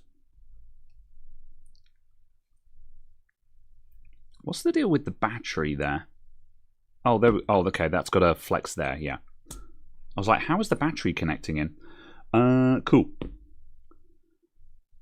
Where I need those.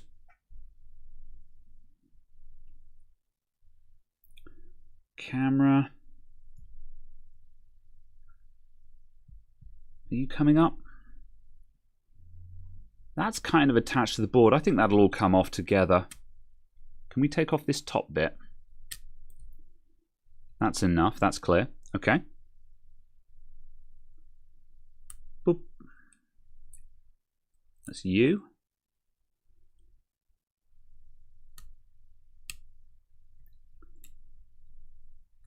That's you.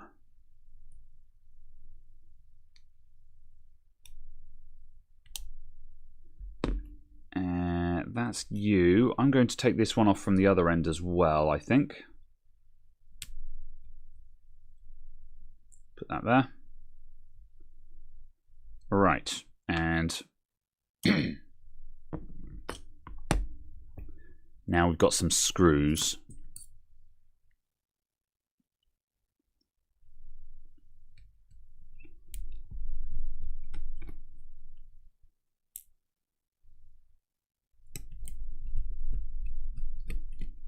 It's a really odd construction, this, with these straps going across.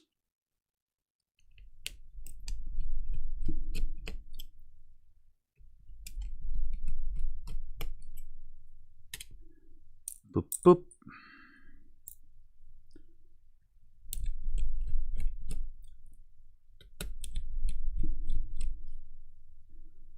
At least these aren't fighting. Right, any other screws? No, let's go for a lift. Here goes nothing. Not at all. Okay, I think all of these need to come out as well.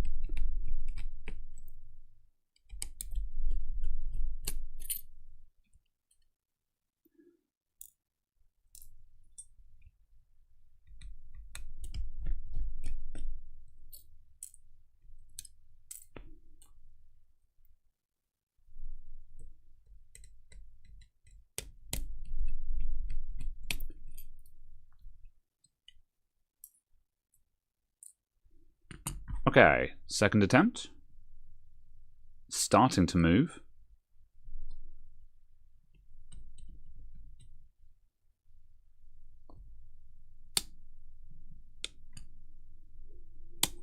Yeah. Ooh.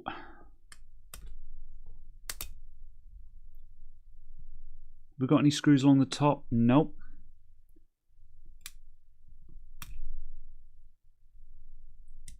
Can I take off this top bit of plastic? I think that would come off if I tried, but I'm not going to test it. Right, let's try this.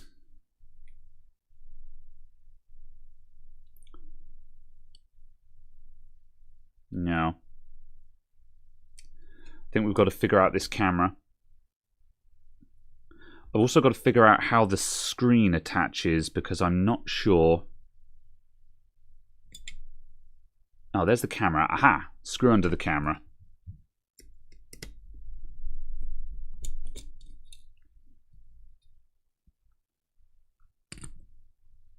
Okay. There we go.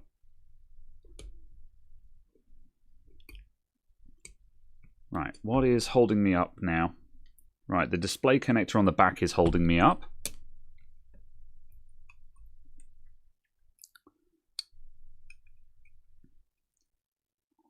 And something else here.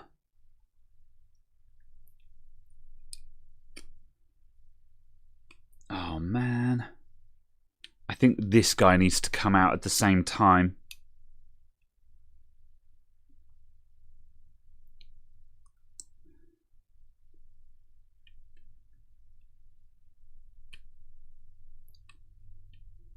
What's holding that up? Let's let that pop out, and then the display connector, I think I can get that from here.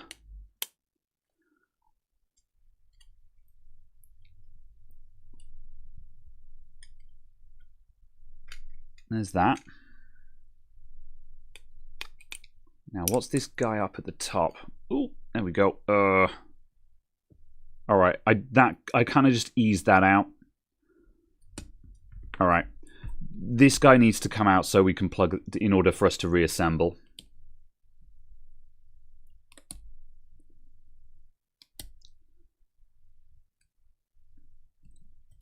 One and two.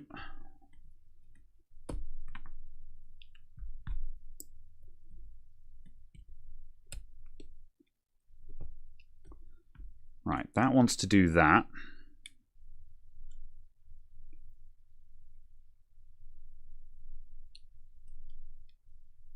Not sure what's holding me up there. I'm assuming the stick module is, but I don't see anything else actually holding that down. Oh, we've got a notch there. Will it come up at this end? Yeah, okay. If we do that, there we go. There we go. Cool. So there's the stick module, and that was our front-facing camera.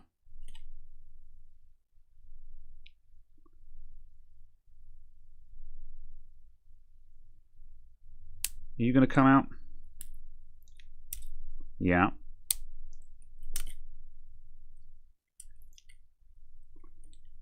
There we go. Okay. Phew. There's some thermal pads there, sending heat through to the screen. Cool. Right. So, we need to remove this guy. So, I'm going to get this viced up, and I need to... I guess I'll just slow heat that and just see if it wants to come off. No guts, no glory.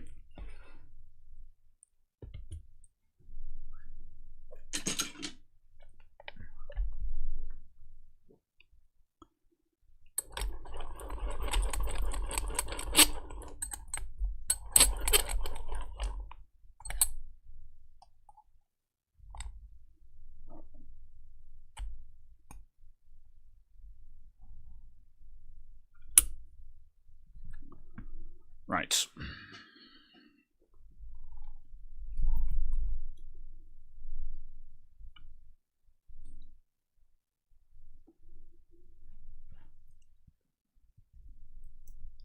USB port is going to be tiny in comparison. It will. So the way this is going to work, let's open up this packet. Right, so we've got, here's our USB module. So that's going to go in there somehow. Like that-ish. I'm not going to commit to that quite yet. So that makes it take up about the same amount of space. And this is going to occupy about the same kind of footprint on the PCB. As you can see, it's going to line up with the anchor ports. And then we have to manually wire some jumper wires to the correct place. So those jumper wires are going to be pretty hectic. But we'll see. Low melt solder. Yeah, I'm going to flow some solder onto those joins now. I'm just swapping the soldering iron tips out again. You don't need low melt though. Leaded solder is fine. Just leaded solder is all you need.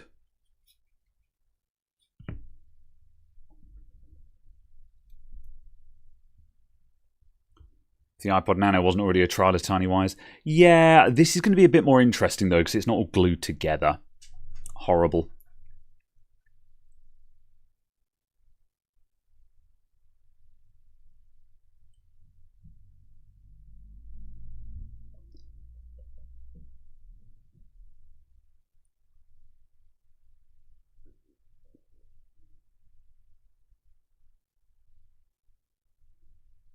Go.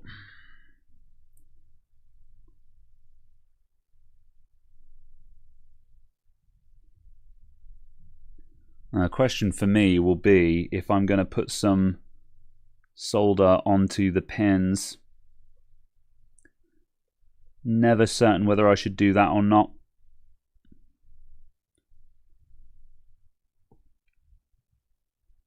I think I will. We're not going to reuse most of these pins anyway, so it doesn't really matter if we make a mess of them.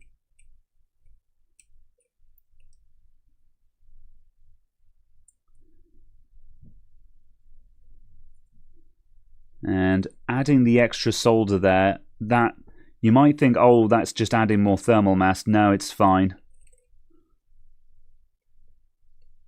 That should do. That should shift pretty easy now. Okay.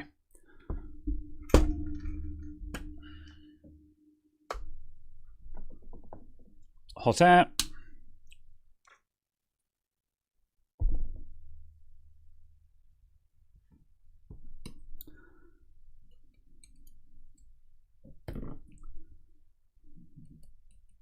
Yeah, I'll use the pliers, and I think we're going to go no nozzle. Yeah, when I'm doing a when I'm going to do something that I haven't worked with, a port that I haven't worked with before, I like to sort of size it up and plan what I'm going to do. Right, I'm coming in at 340. So fairly modest. We're going to go slow and steady. Actually, no, I lie. I'm going to go in 360 because we've got no nozzle.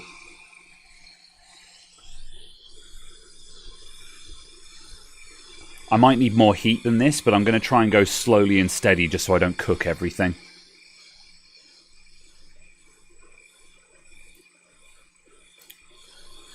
I think I'm going to need more heat, but let's just see if this is enough first.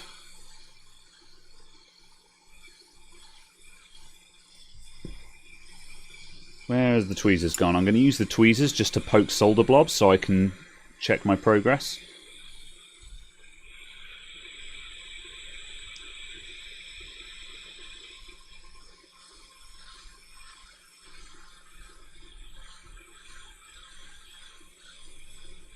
Okay, this side's gone really easily. The other side is on the ground plane, so it's going to be a bit more stubborn.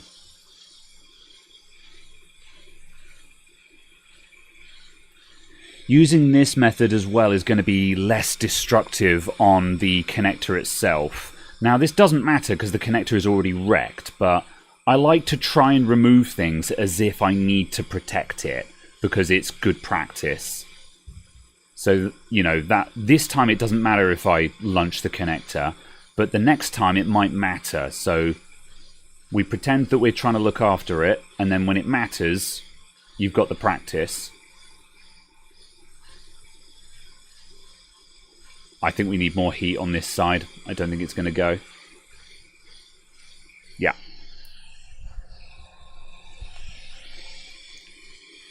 That's about 380 now.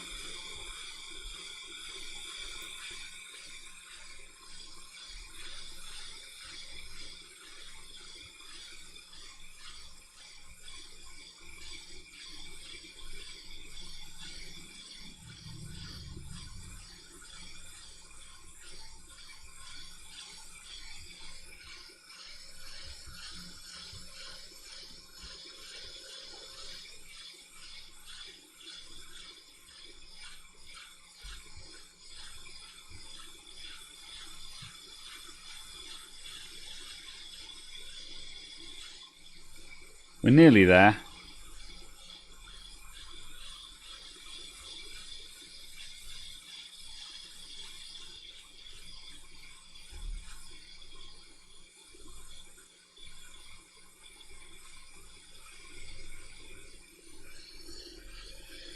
I'm starting to regret the no nozzle. I think we need the nozzle to focus it.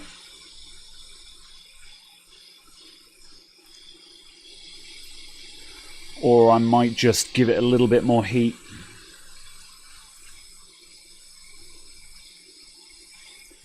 Flux doesn't add heat.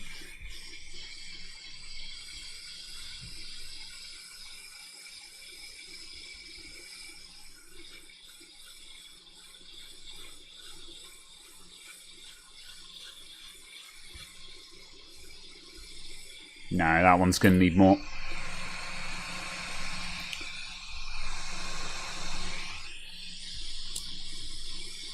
The ground plane is stubborn.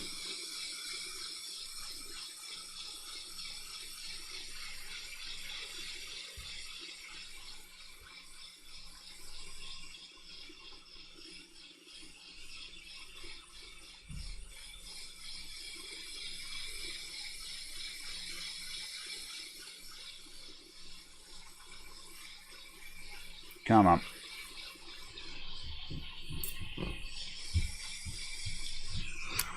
Putting on a nozzle.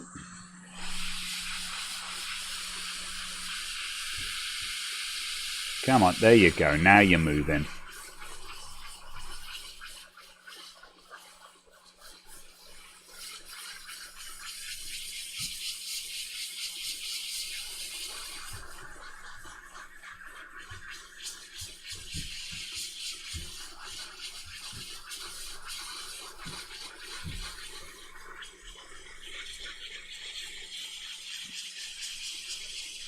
Almost. It's almost.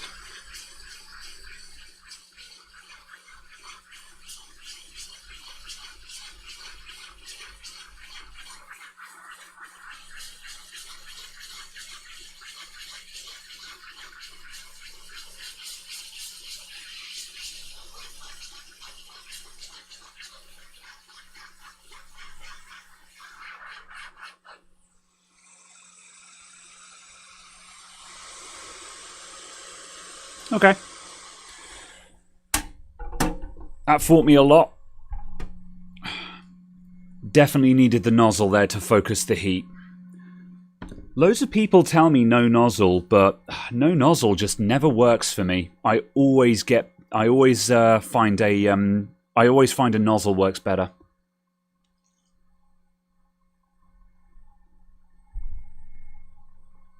Cool. Let's tidy that up a bit.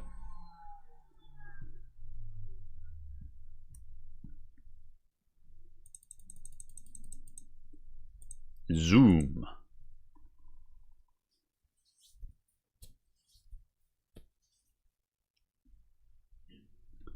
Okay, right. It helps to spread the heat and stuff. It can do, but like the ground plane was what was holding me up there. But yeah, right. We will use flux for wicking though, because that definitely needs flux.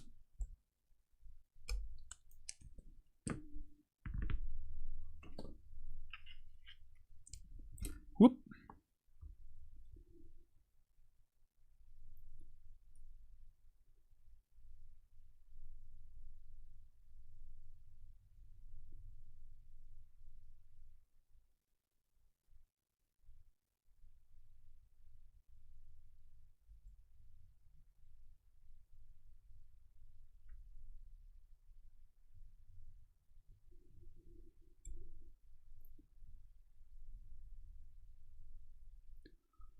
Right. I don't think I actually need to clear these holes, so I'm not going to stress over that.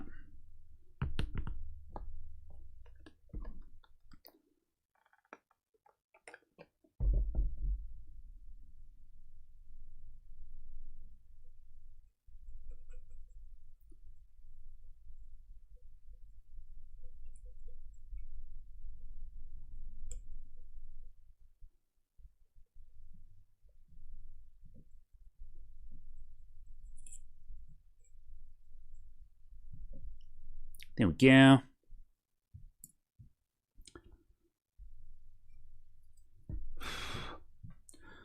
Okay.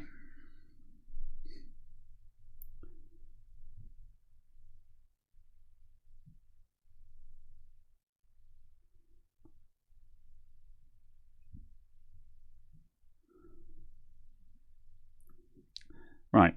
I need to look up the original listing for this to see if I can find the instructions for it. eBay. God, I bought this thing a while back. Purchase history. Vita. There we go. Right, do you guys have any instructions for this at all?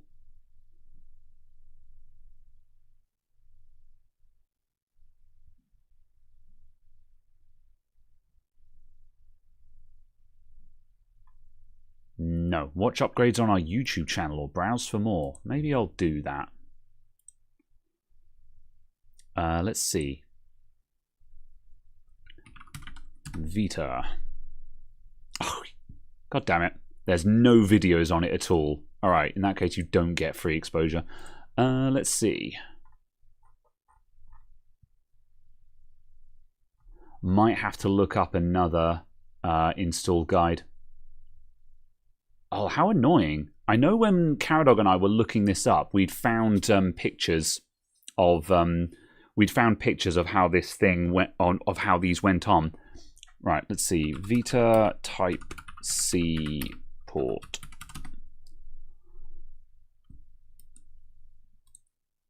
Just looking up some picture to see if I can find some pictures of people doing it. Oh, here we go. Someone's got a YouTube video here. Mute. Last time we found 2 versions. Yeah, we did. This is the lesser version, but if I can at least see the gist of what someone is doing, then I can figure the rest out. Oh, this video's got exactly the same port that we're using. Okay, hold on.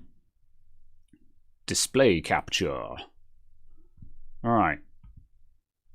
Hi, Cassin Parts, Game Parts.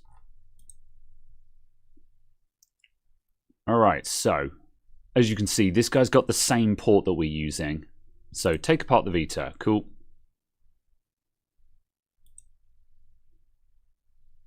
Remove the port. Clean up the holes. Okay, that's where we're up to. Right, what's he doing? Masking off some of the pins. Why are we doing that? We don't have any pins on this thing. Oh, I see. Okay. Right. Looks like he's masking off a couple of pins just so nothing can touch those. I'm inclined to just put a bit of Captain tape over that, but I've got some solder masks, so sure, why not? Okay. Whoop.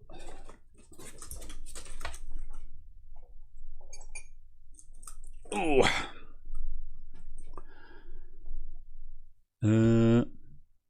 Boop. Right, so he is masking off, counting from the right, the 3rd and 6th pin.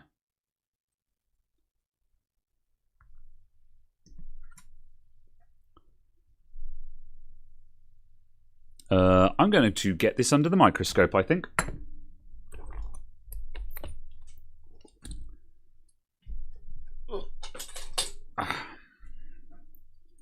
And I'm going to remove that camera.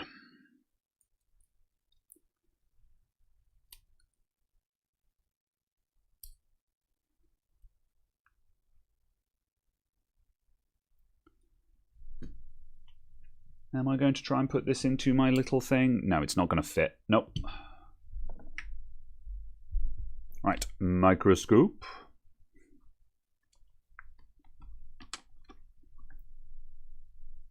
I'm going to watch more of the procedure in a minute. I'm just going to start this going because this is going to need to cure. Pow. Why not mask all of them then? Yeah, that's a good question, but I'm going to do what the dude in the video is doing.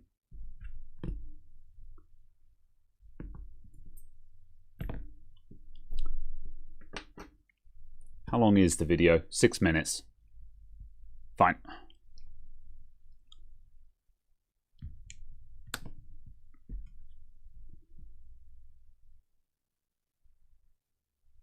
Okay, right.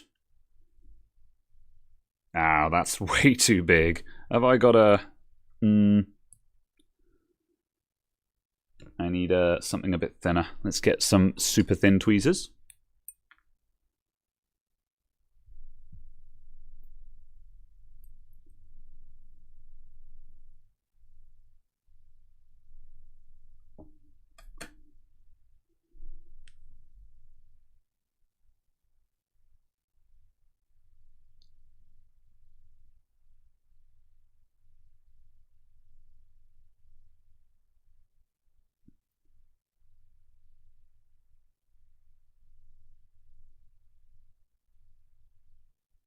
There we go.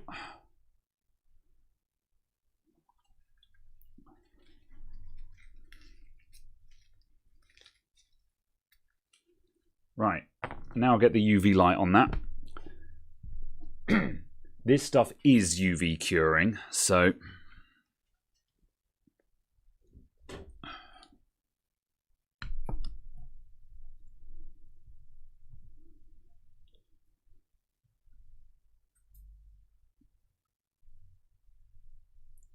Right, I'm going to move this a bit closer to the bench just so I can get the light on it properly.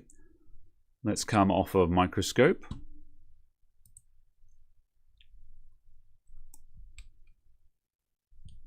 And I'm just going to move this up here and stick that on there. There we go. Right, let's see what this guy does next while we're doing that. So that's capture, display. There we go. Right, so masks it up, cures it. So he puts the thing on top and he does it... where's the connector? There it is. He does it with the logo pointing upwards. Okay, cool. So logo pointing upwards. Gets it nice and lined up. And then he tacks it down.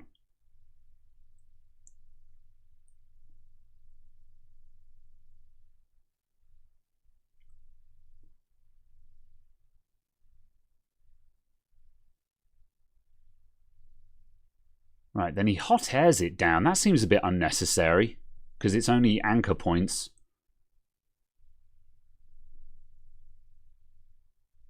Right, and then he's joining up. Oh yeah, he's checking for shorts. Okay, that's fine. We'll go through that in a moment. Right, he tacks it down. He makes sure it's flat. So far, so good. Cleans it up.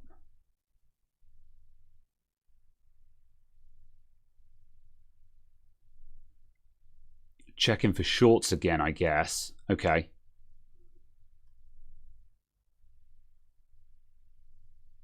Wait, no, is he just going to reassemble?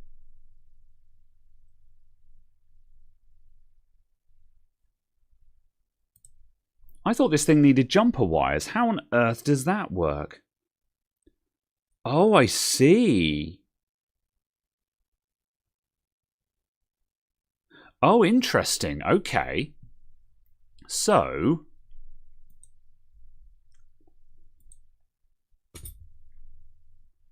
So what's going on here, those pads there, those are going to line up with some of the pads on the original pins.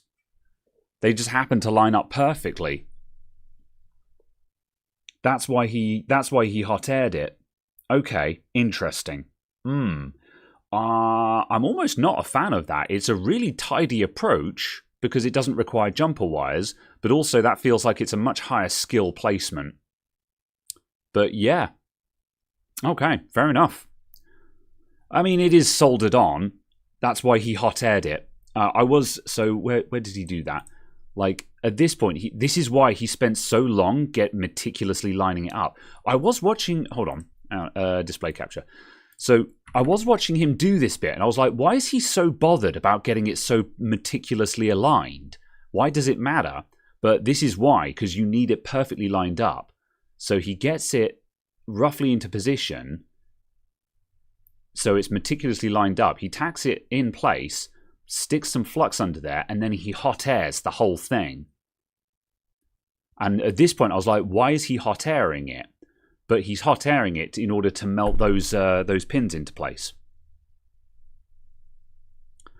It's only connecting USB 2 cards. Yeah, we ain't doing USB 3 into a PS Vita. Yeah, this is basically purely for charging. Okay. No wonder he checks connectivity again and again. Yeah, I was also wondering why he was so paranoid about continuity between certain points. And yeah, that's why. He wants to make sure that things are perfectly aligned. The annoying thing is, I don't have one of those testers, so we might have to, we might have to just full send and hope for the best. Okay, right. Let's have a look at my my masking. That also explains why he masked off some of the pins. Let's come back to the microscope.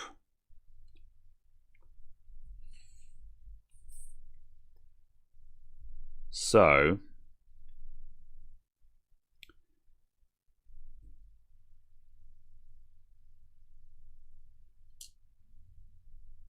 yeah, so that's what the masking is all about. By masking those off, we're minimizing the chances of shorts. So I'm going to tidy that up a little bit with the knife.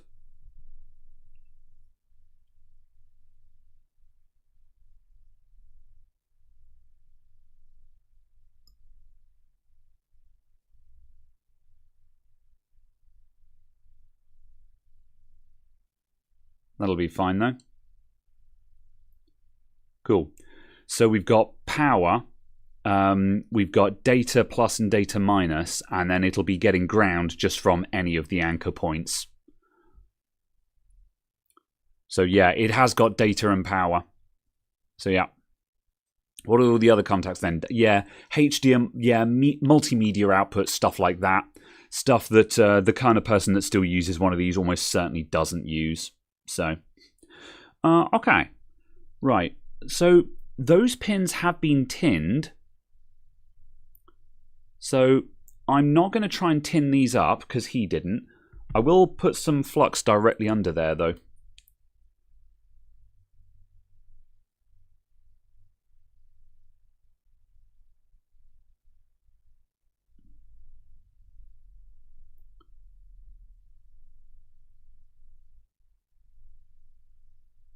Okay.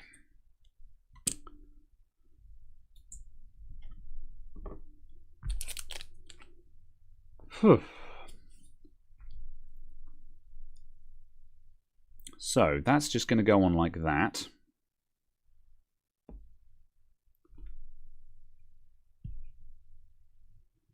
And I'm going to... So I'm going to stick some solder on one of those anchors, and then we're going to get ours meticulously lined up as well.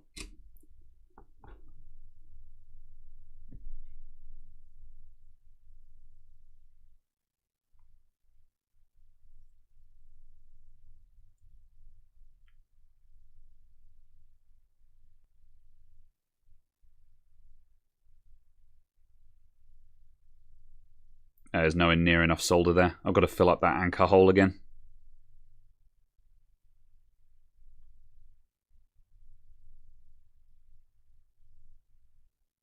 Cool. Right. So now I need to check what our alignment points are.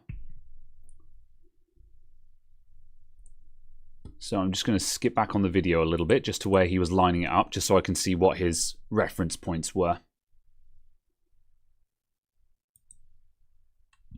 Okay, so skipping back to the video, you can see we've got these red lines here. So I don't have the same reference lines on mine. So we won't have the same guides. So I'm just going to make sure that all of the anchors are perfectly aligned. You did solder the two blobs on the top. Let's have a look.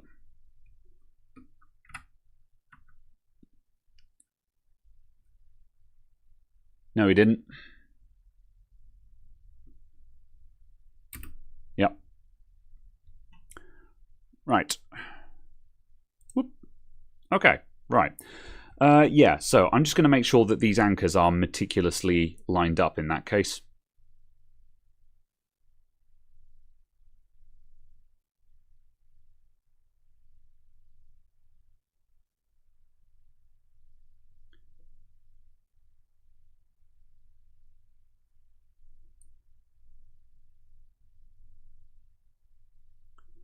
Okay. Oops. Oh, fail. I wasn't holding it properly.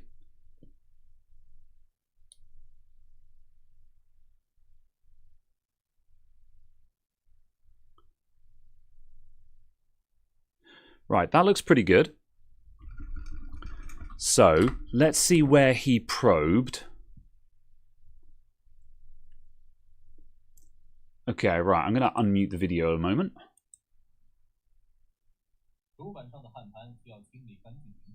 Alright, I'm sorry, I do not speak that. So let's stay muted, because I can't tell. Right. We'll do it by visual reference. Am I still running Linux? I have finished doing my test drive. I've switched back to Windows for quality of life.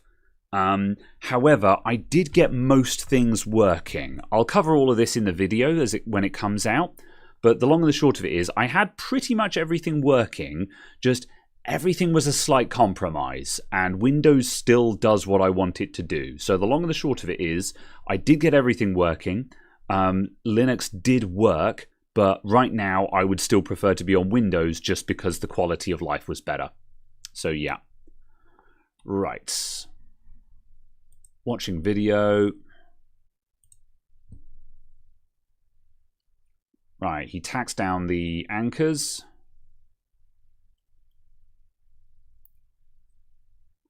Flux. Right, then he does that. Yeah. I'll reflow in a moment. I just want to see what test points he's checking. Right, he's checking. Right, there to there. So that is... So he's doing continuity. Right, there to there. Yeah, we have continuity there to there. We have continuity from here to...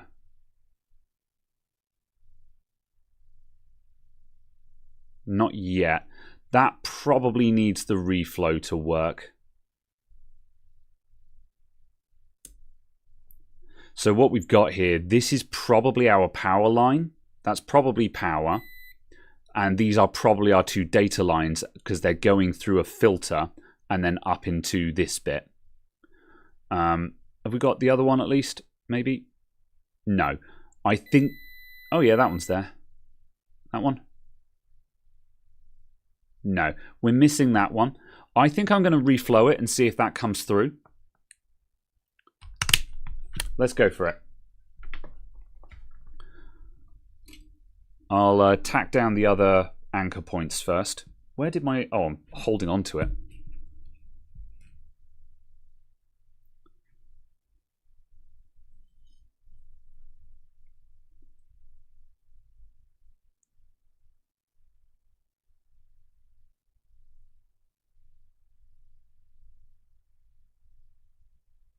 Okay.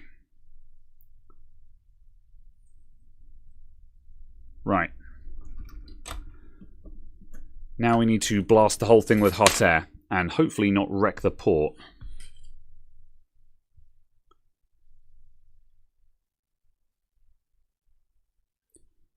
And I'm going to throw a bunch of flux onto that just to give it good luck. That also might be why it's not making contact, because I did flux those connectors and flux will block contact. So let's just get some more under there. All right.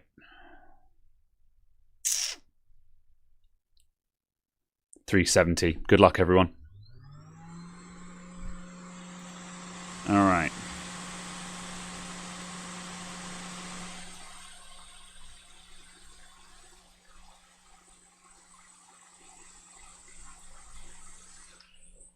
Oh, hold on. I don't want to press down directly on those veers. There we go.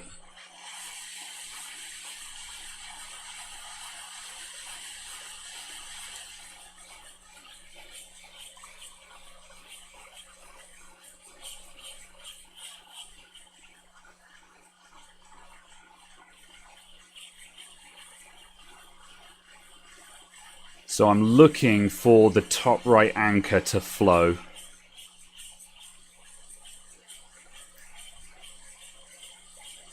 There we go. So with the anchors flowing, it's a fair guess that the pins will be flowing as well.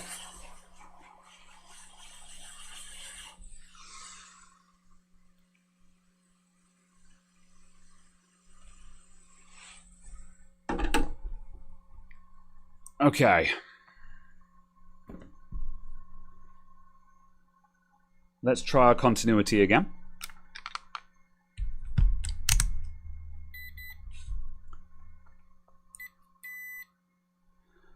Man, I would have preferred to run jumper wires, to be honest. I know they're not as tidy, but I'd actually find that easier.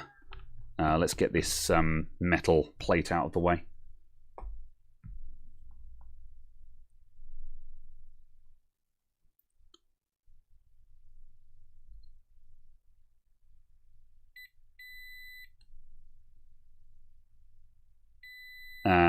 Yeah.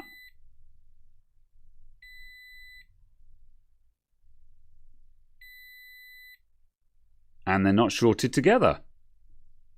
How about that? All right, and it goes without saying, but ground to ground. Damn, that's pretty good. Let's check that our data lines aren't shorted to the power rail. Which they are not. Yeah, there you go. That's it. That's not bad. That's not bad. I'm impressed. Okay, let's flood the rest of those anchor holes to commit to that.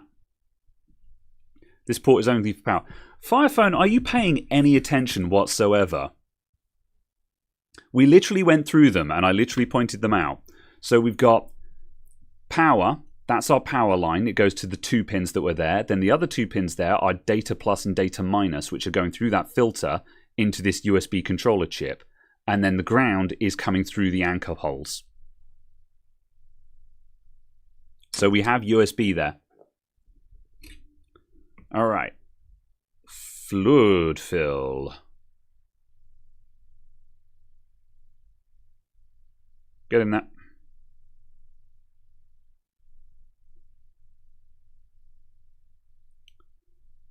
And fluid fill.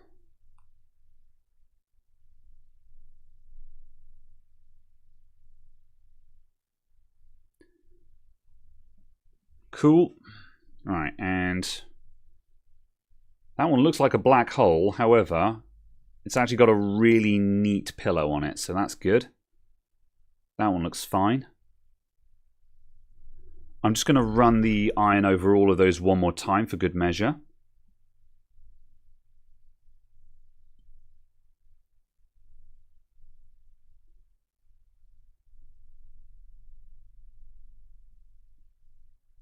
The solder's flowing through that. That's fine. That one's fine. Okay. I kind of want to reflow these anchors. Have they even got enough solder in them? I don't really want to touch that, though.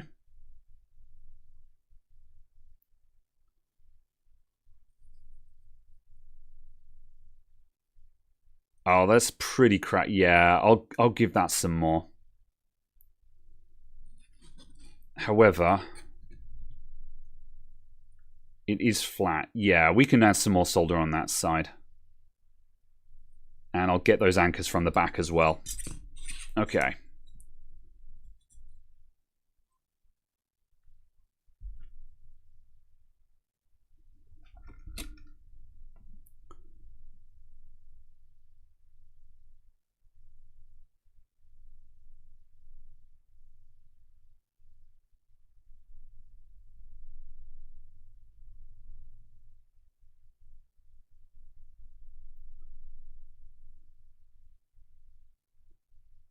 go.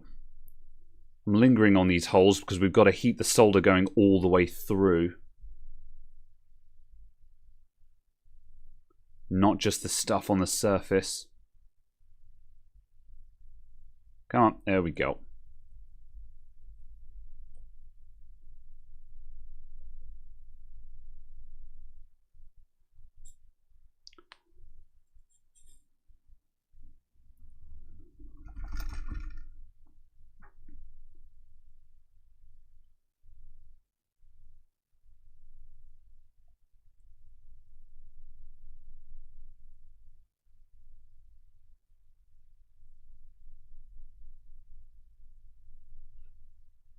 Whoop.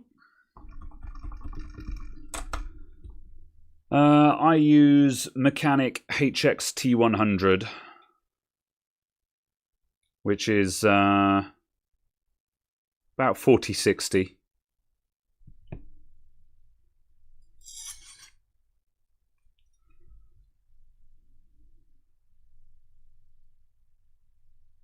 Okay, and I'm going to touch those Type-C anchors as well.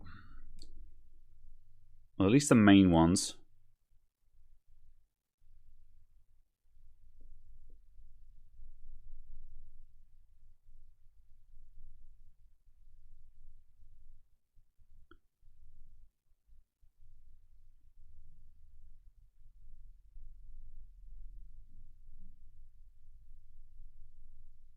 Oops. There we go. I might have lingered. I started lingering a little bit too long there, and that one started to flow, which we don't want.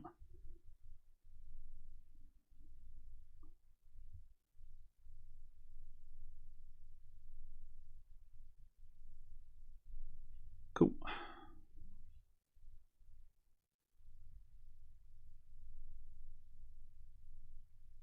There we go.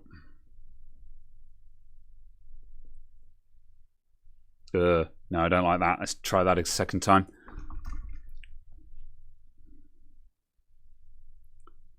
That's better. Okay. Right, just make sure I haven't made the port go wonky there. Nope. There. That looks a lot better from the top there as well. You can see there's actually solder all the way through those anchor points now. All right. Let's clean up.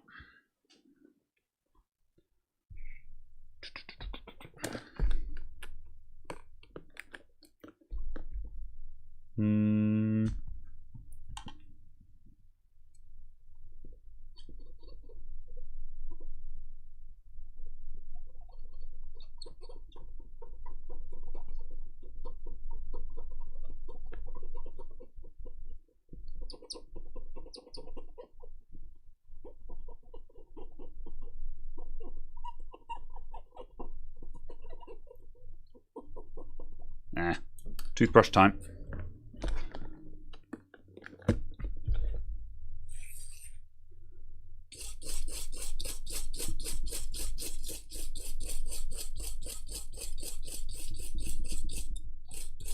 That's fine.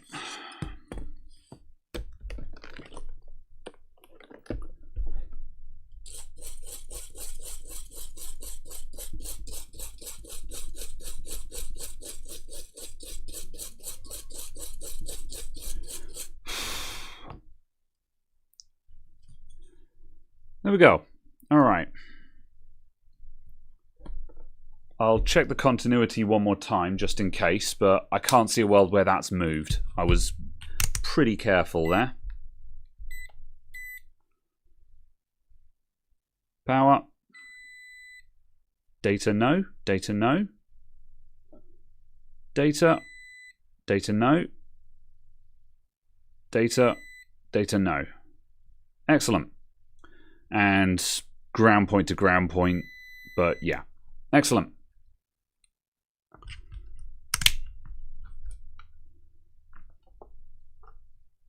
Yes, the USB cover. So I'm going to quickly go back to the video and just check if he puts it on the board or into the case. So back to the video. Let's skip through this a little bit.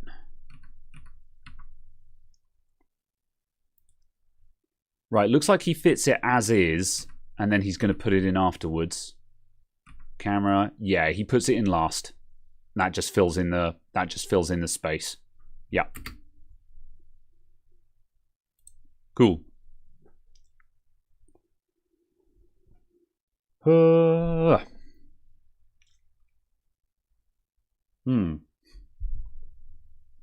Excellent. Right. Microscope off. That went a lot better than I was expecting. As soon as I saw how that was fitted, I was like, oh no, that's not what I was expecting at all. But that's actually ended up being pretty tidy, I would say. If I'm lucky, it'll work. Yeah, the cover is plastic, and it's actually... I think it's actually molded plastic as well. I don't think that's 3D printed. So yeah, they've actually had a little bit of molded plastic made. And it's got some rattle can spray paint on it. So yeah, which mostly matches the finish. So let's try and put this thing back together again. So let's see. That camera goes there. That goes that way round. So that goes in there.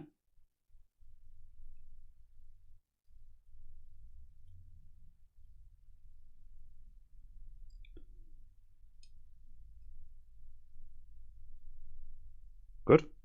Whoops. Just smushed that a little bit. There we go. Then connect the display.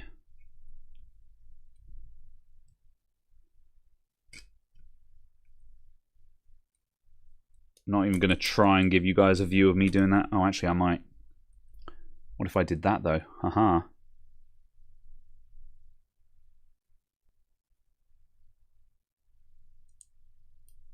There we go. There's the display.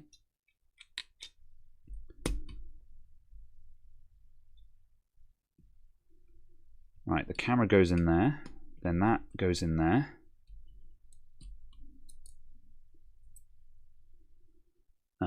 Tweezers.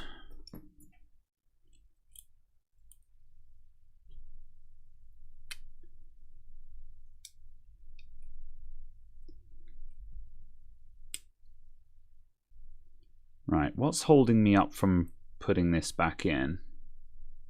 Oh, there we go. It just clicked.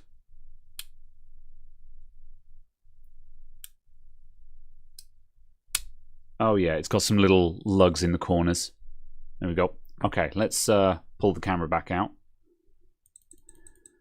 Bride, thank you very much. Well, Bri D70, thank you very much for the $5. Much appreciated.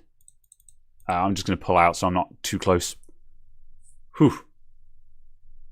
Yeah, thanks a lot, man. I appreciate it. This has definitely been one of those flying by the seat of my pants videos where I've got a rough idea of what I'm trying to achieve, but I've never done any of this stuff before, so just figuring it out as I go. And like, this is something that I try to impress to people, that it doesn't always come across. There's a bit of a culture on YouTube and in many places where everyone wants to watch a master of their craft just doing something that they know very well. And don't get me wrong, that's great. That's great. However, if you want to learn how to fix things, you have to sit, and sometimes you have to sit and figure it out. And like, don't get, like, I was showing resistance about having the iFixit guide up and stuff like that. I'm not saying that you shouldn't use iFixit or guides and stuff, but I'm trying to demonstrate that sometimes you should just have a look for yourself, see what you can figure out, use your eyes and your brain first, and go, okay, if I take the screws out and I just try and lift it a bit, does it move? And if you then get stuck, then you look at the guide and be like, okay, I'm stuck. What am I missing here? So, and like, sometimes you have to try these wacky jobs. And like, you say, oh, is this £100 job? I don't know what I'm going to charge for this. It's for a friend. He's going to give me a couple of secondhand graphics cards. I'm probably going to call it quits, This is not really a job I'm doing for money. This is a job I'm doing because sometimes you have to leave your comfort zone and you have to push the envelope a little bit and be like, okay, do I think I could do that? You know, and sometimes the only way to find out is to actually give it a try. Okay, that's on. That goes in there, that goes in there. Okay, let's keep going.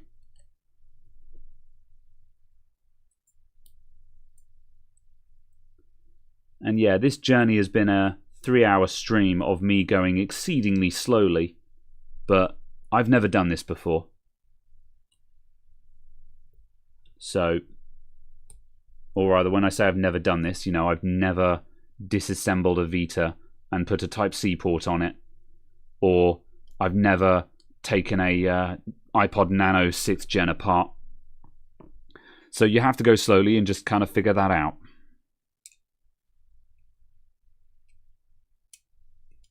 Right, that goes on there.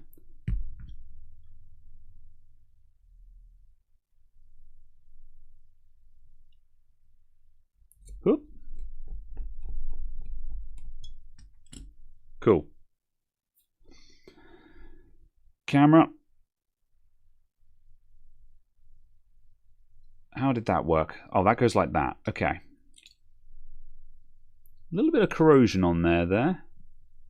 I think that's just the adhesive. It hasn't damaged it. Well, it's damaged something, but it hasn't done anything important, so I'm going to ignore it.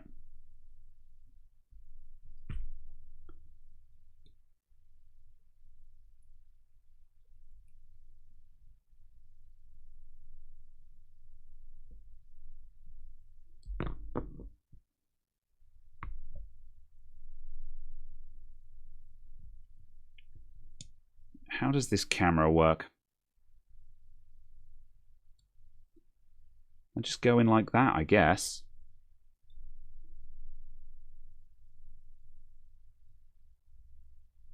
That doesn't feel very convincing.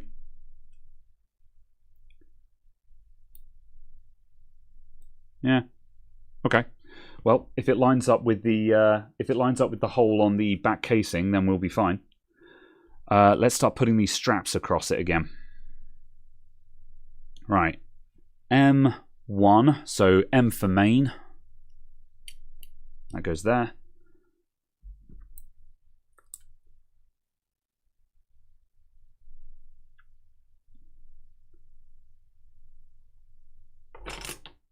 That goes over there.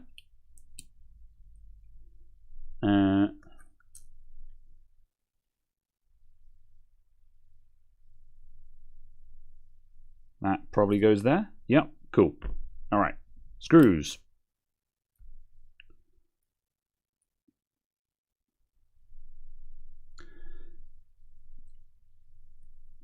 PS5's going up in price. Predicted.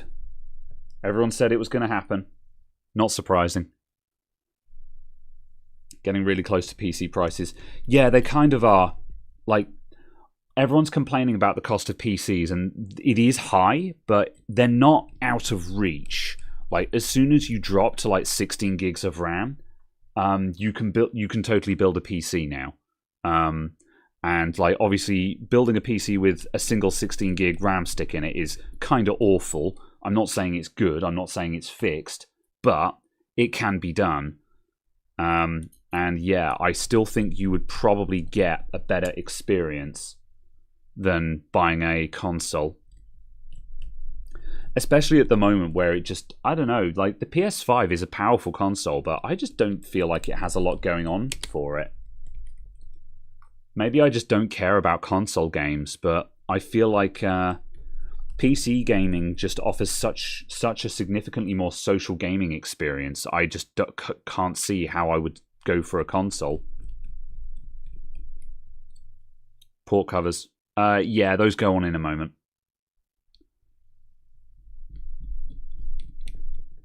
Right.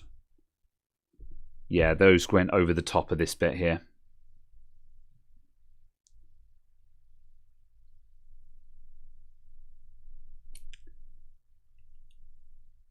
Like that. Oops. And like that. Yep, those just sit like that. Cool. Right, have I got any small bits? Oh yeah, we've got the shoulder buttons, and I've got another strap here. Where do you go? You go across there. Are you labelled? No.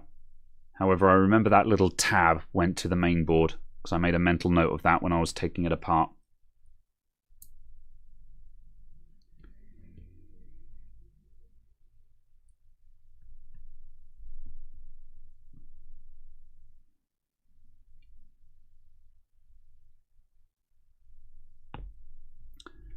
Shoulder buttons. Left. Left.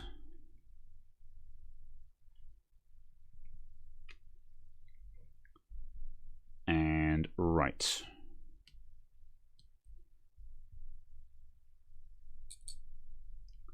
Okay, how do these work? Are they labelled?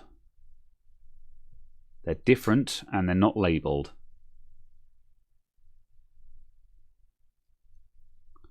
Right, they both have some locator pins.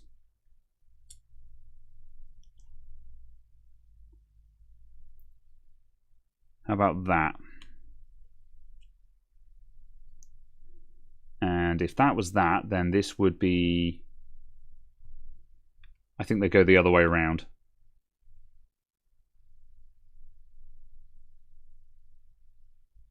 And that would be that.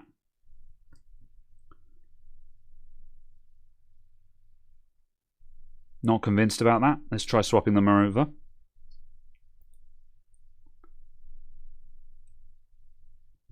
That's a lot more plausible. There we go. That's how it goes.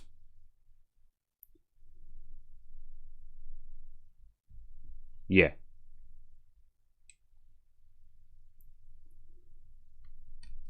What happened with the last stream GPU? It was dead, so it got replaced.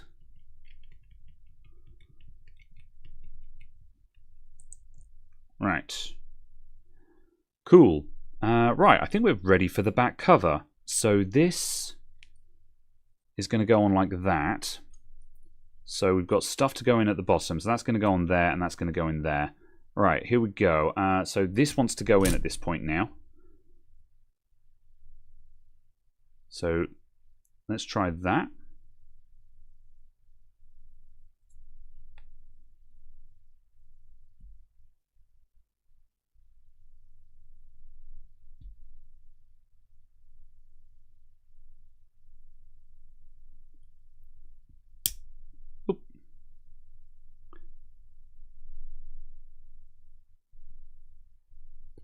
That's horrid. Can I back that out, or have I just committed to that? I've just committed to that. I'm not convinced about that. I'm just going to very gently ease that out.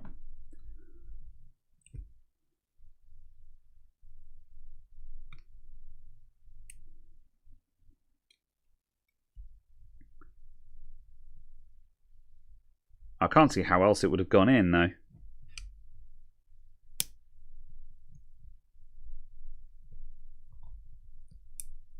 Yeah, no, that is in. That's how it goes. Yeah. All right.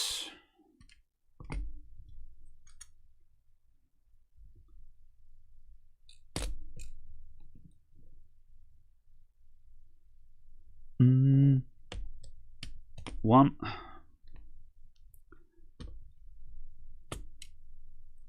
And connect battery. Please don't explode. It didn't explode. Cool.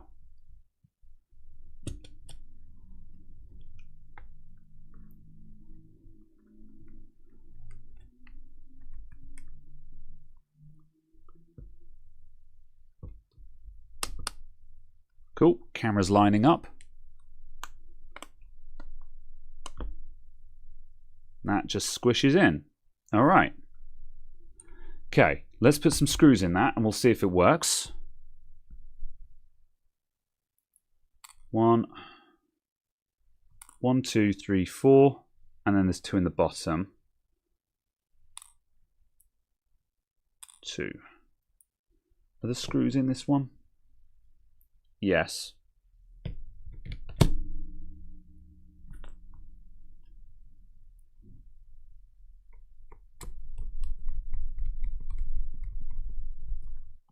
Screw.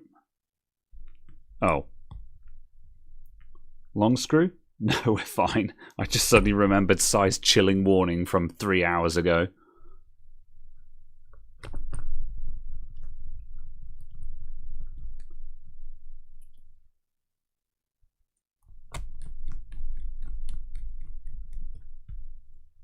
Okay.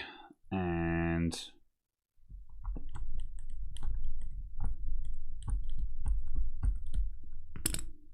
cool. I'm going to go ahead and put 2 screws in the bottom there as well.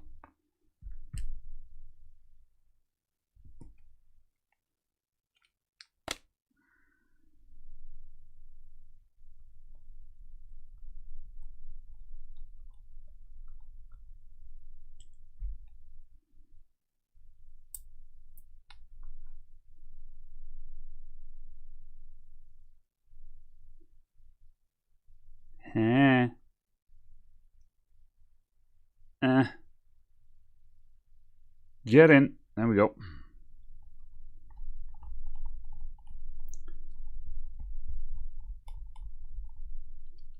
Phew. All right. Cool. Right. Let's see if it does something. Power bank. Where did I put my power bank?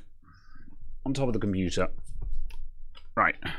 I need that. I need a cable and I need a power meter.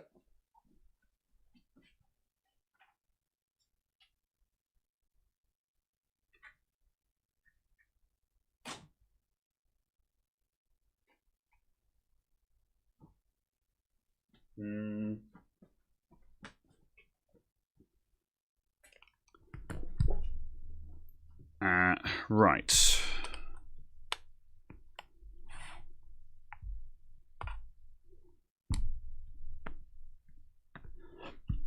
Nice. No one can see any of that. How about now? Oh, that could work. All right, there we go. There's our power meter. And let's take a Type-C output. I think these work. I don't know if I have to have a Type-C input for that output to work. I might change this out if it doesn't work. Pow. Hey, look at that. It's working! It's working! Yeah, that's a charge ramp. It started out low and it started ramping up. Right, how do you turn on a PS Vita? It's got a power button on top. Alright, let's try it. Long press?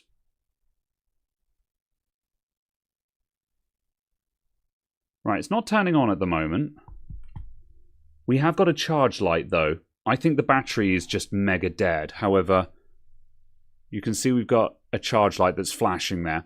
I think it needs some time to get some charge into the battery. You got to hold it for a bit, yeah. I'm going to wait for a polite sort of 60 seconds for it to get just a little bit of power and just wake up the battery. It did do a charge ramp though. We plugged it in and it was pulling like 70 milliamps and then it slowly stepped up to an amp. Well, just 940 milliamps anyway. So, yeah, that looked like it was waking up. So we'll give it just a moment longer just to get 1% into the battery. So you didn't try. So this was the port. If you reckon you can charge that, then you're a braver man than I.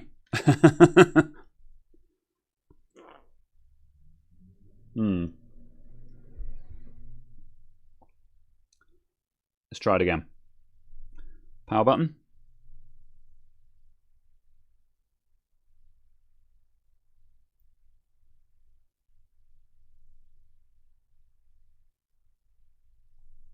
No. It still didn't respond to the power button. The light is flashing though, so I think it's just saying I'm flat. You need to charge me first. So okay, well let's give that just a moment longer. While it does that, I'm gonna have a very quick look at the iPod. Just see how my glue dot is doing. It's not bad. That has hardened, but I think I'm going to leave that over the weekend because I want it to be actually solid. And then I think that'll be good to go.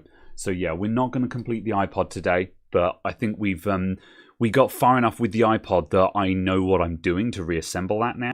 I'd love to see this turn on. I believe it's working because it's clearly pulling charge current. But yeah.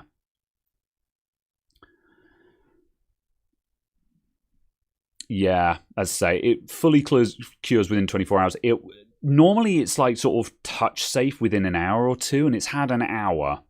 But yeah, I'm gonna leave it over the weekend, just so I know that it has cured as much as it's going to. So yes. Hello, Graham. Does Graham use VR chat? He does. I do.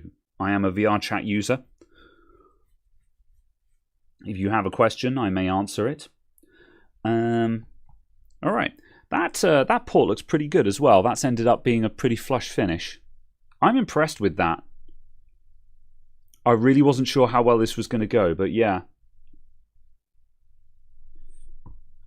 I'm going to give this one more try, and then we're just going to have to wrap it up.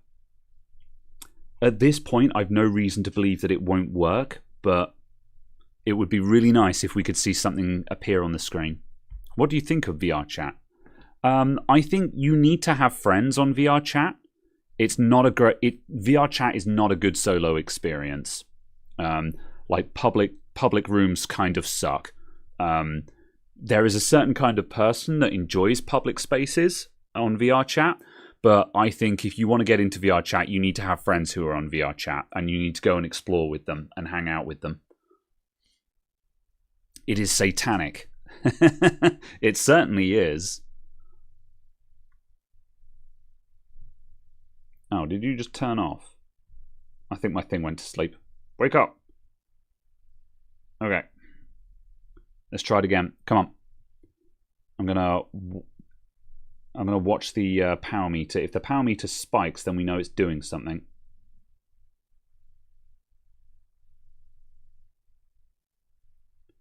No, it's still blinking. I think that's going to need like 15 minutes minimum before it wakes up. So we'll never know. So yeah, you guys will have. We'll come back to this. Might do the other one next week. So yeah, maybe we can't, because I've got another solo stream coming up next week, and maybe we do the other one because we've got to do the headphone jack on that, and we'll find out then. In the meantime, yeah, this is going to take some time to wake the battery up. I think the battery is waking up because it's pulling an amp. We're putting 5 watts of power into it, so it's doing something. If it was sitting on like 10 milliamps or something like that, then I would be looking at that going, that ain't charging. You know, there is power going into it, but it's not doing anything. However, pulling 5 watts of power, it is definitely charging. So yeah. Okay. This is what it is. It's noticeable when the screen turns on. Yeah, we'd see it. So yeah. Not for the little ones. Yeah, don't put your children on VR chat. Children don't belong on VR chat. Is that an Anker battery? No, it's Inu. Anyway, let's finish up. One more try.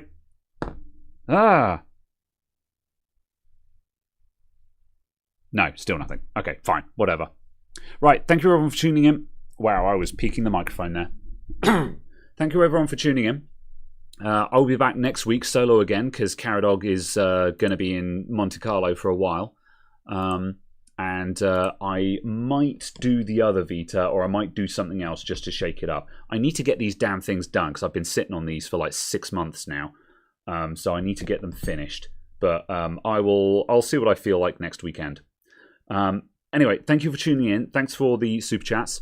And I will see you guys all soon. I'm going to go home because it's been 3.25 hours and I'm tired and hungry. So I shall see you all next time. Toodaloo!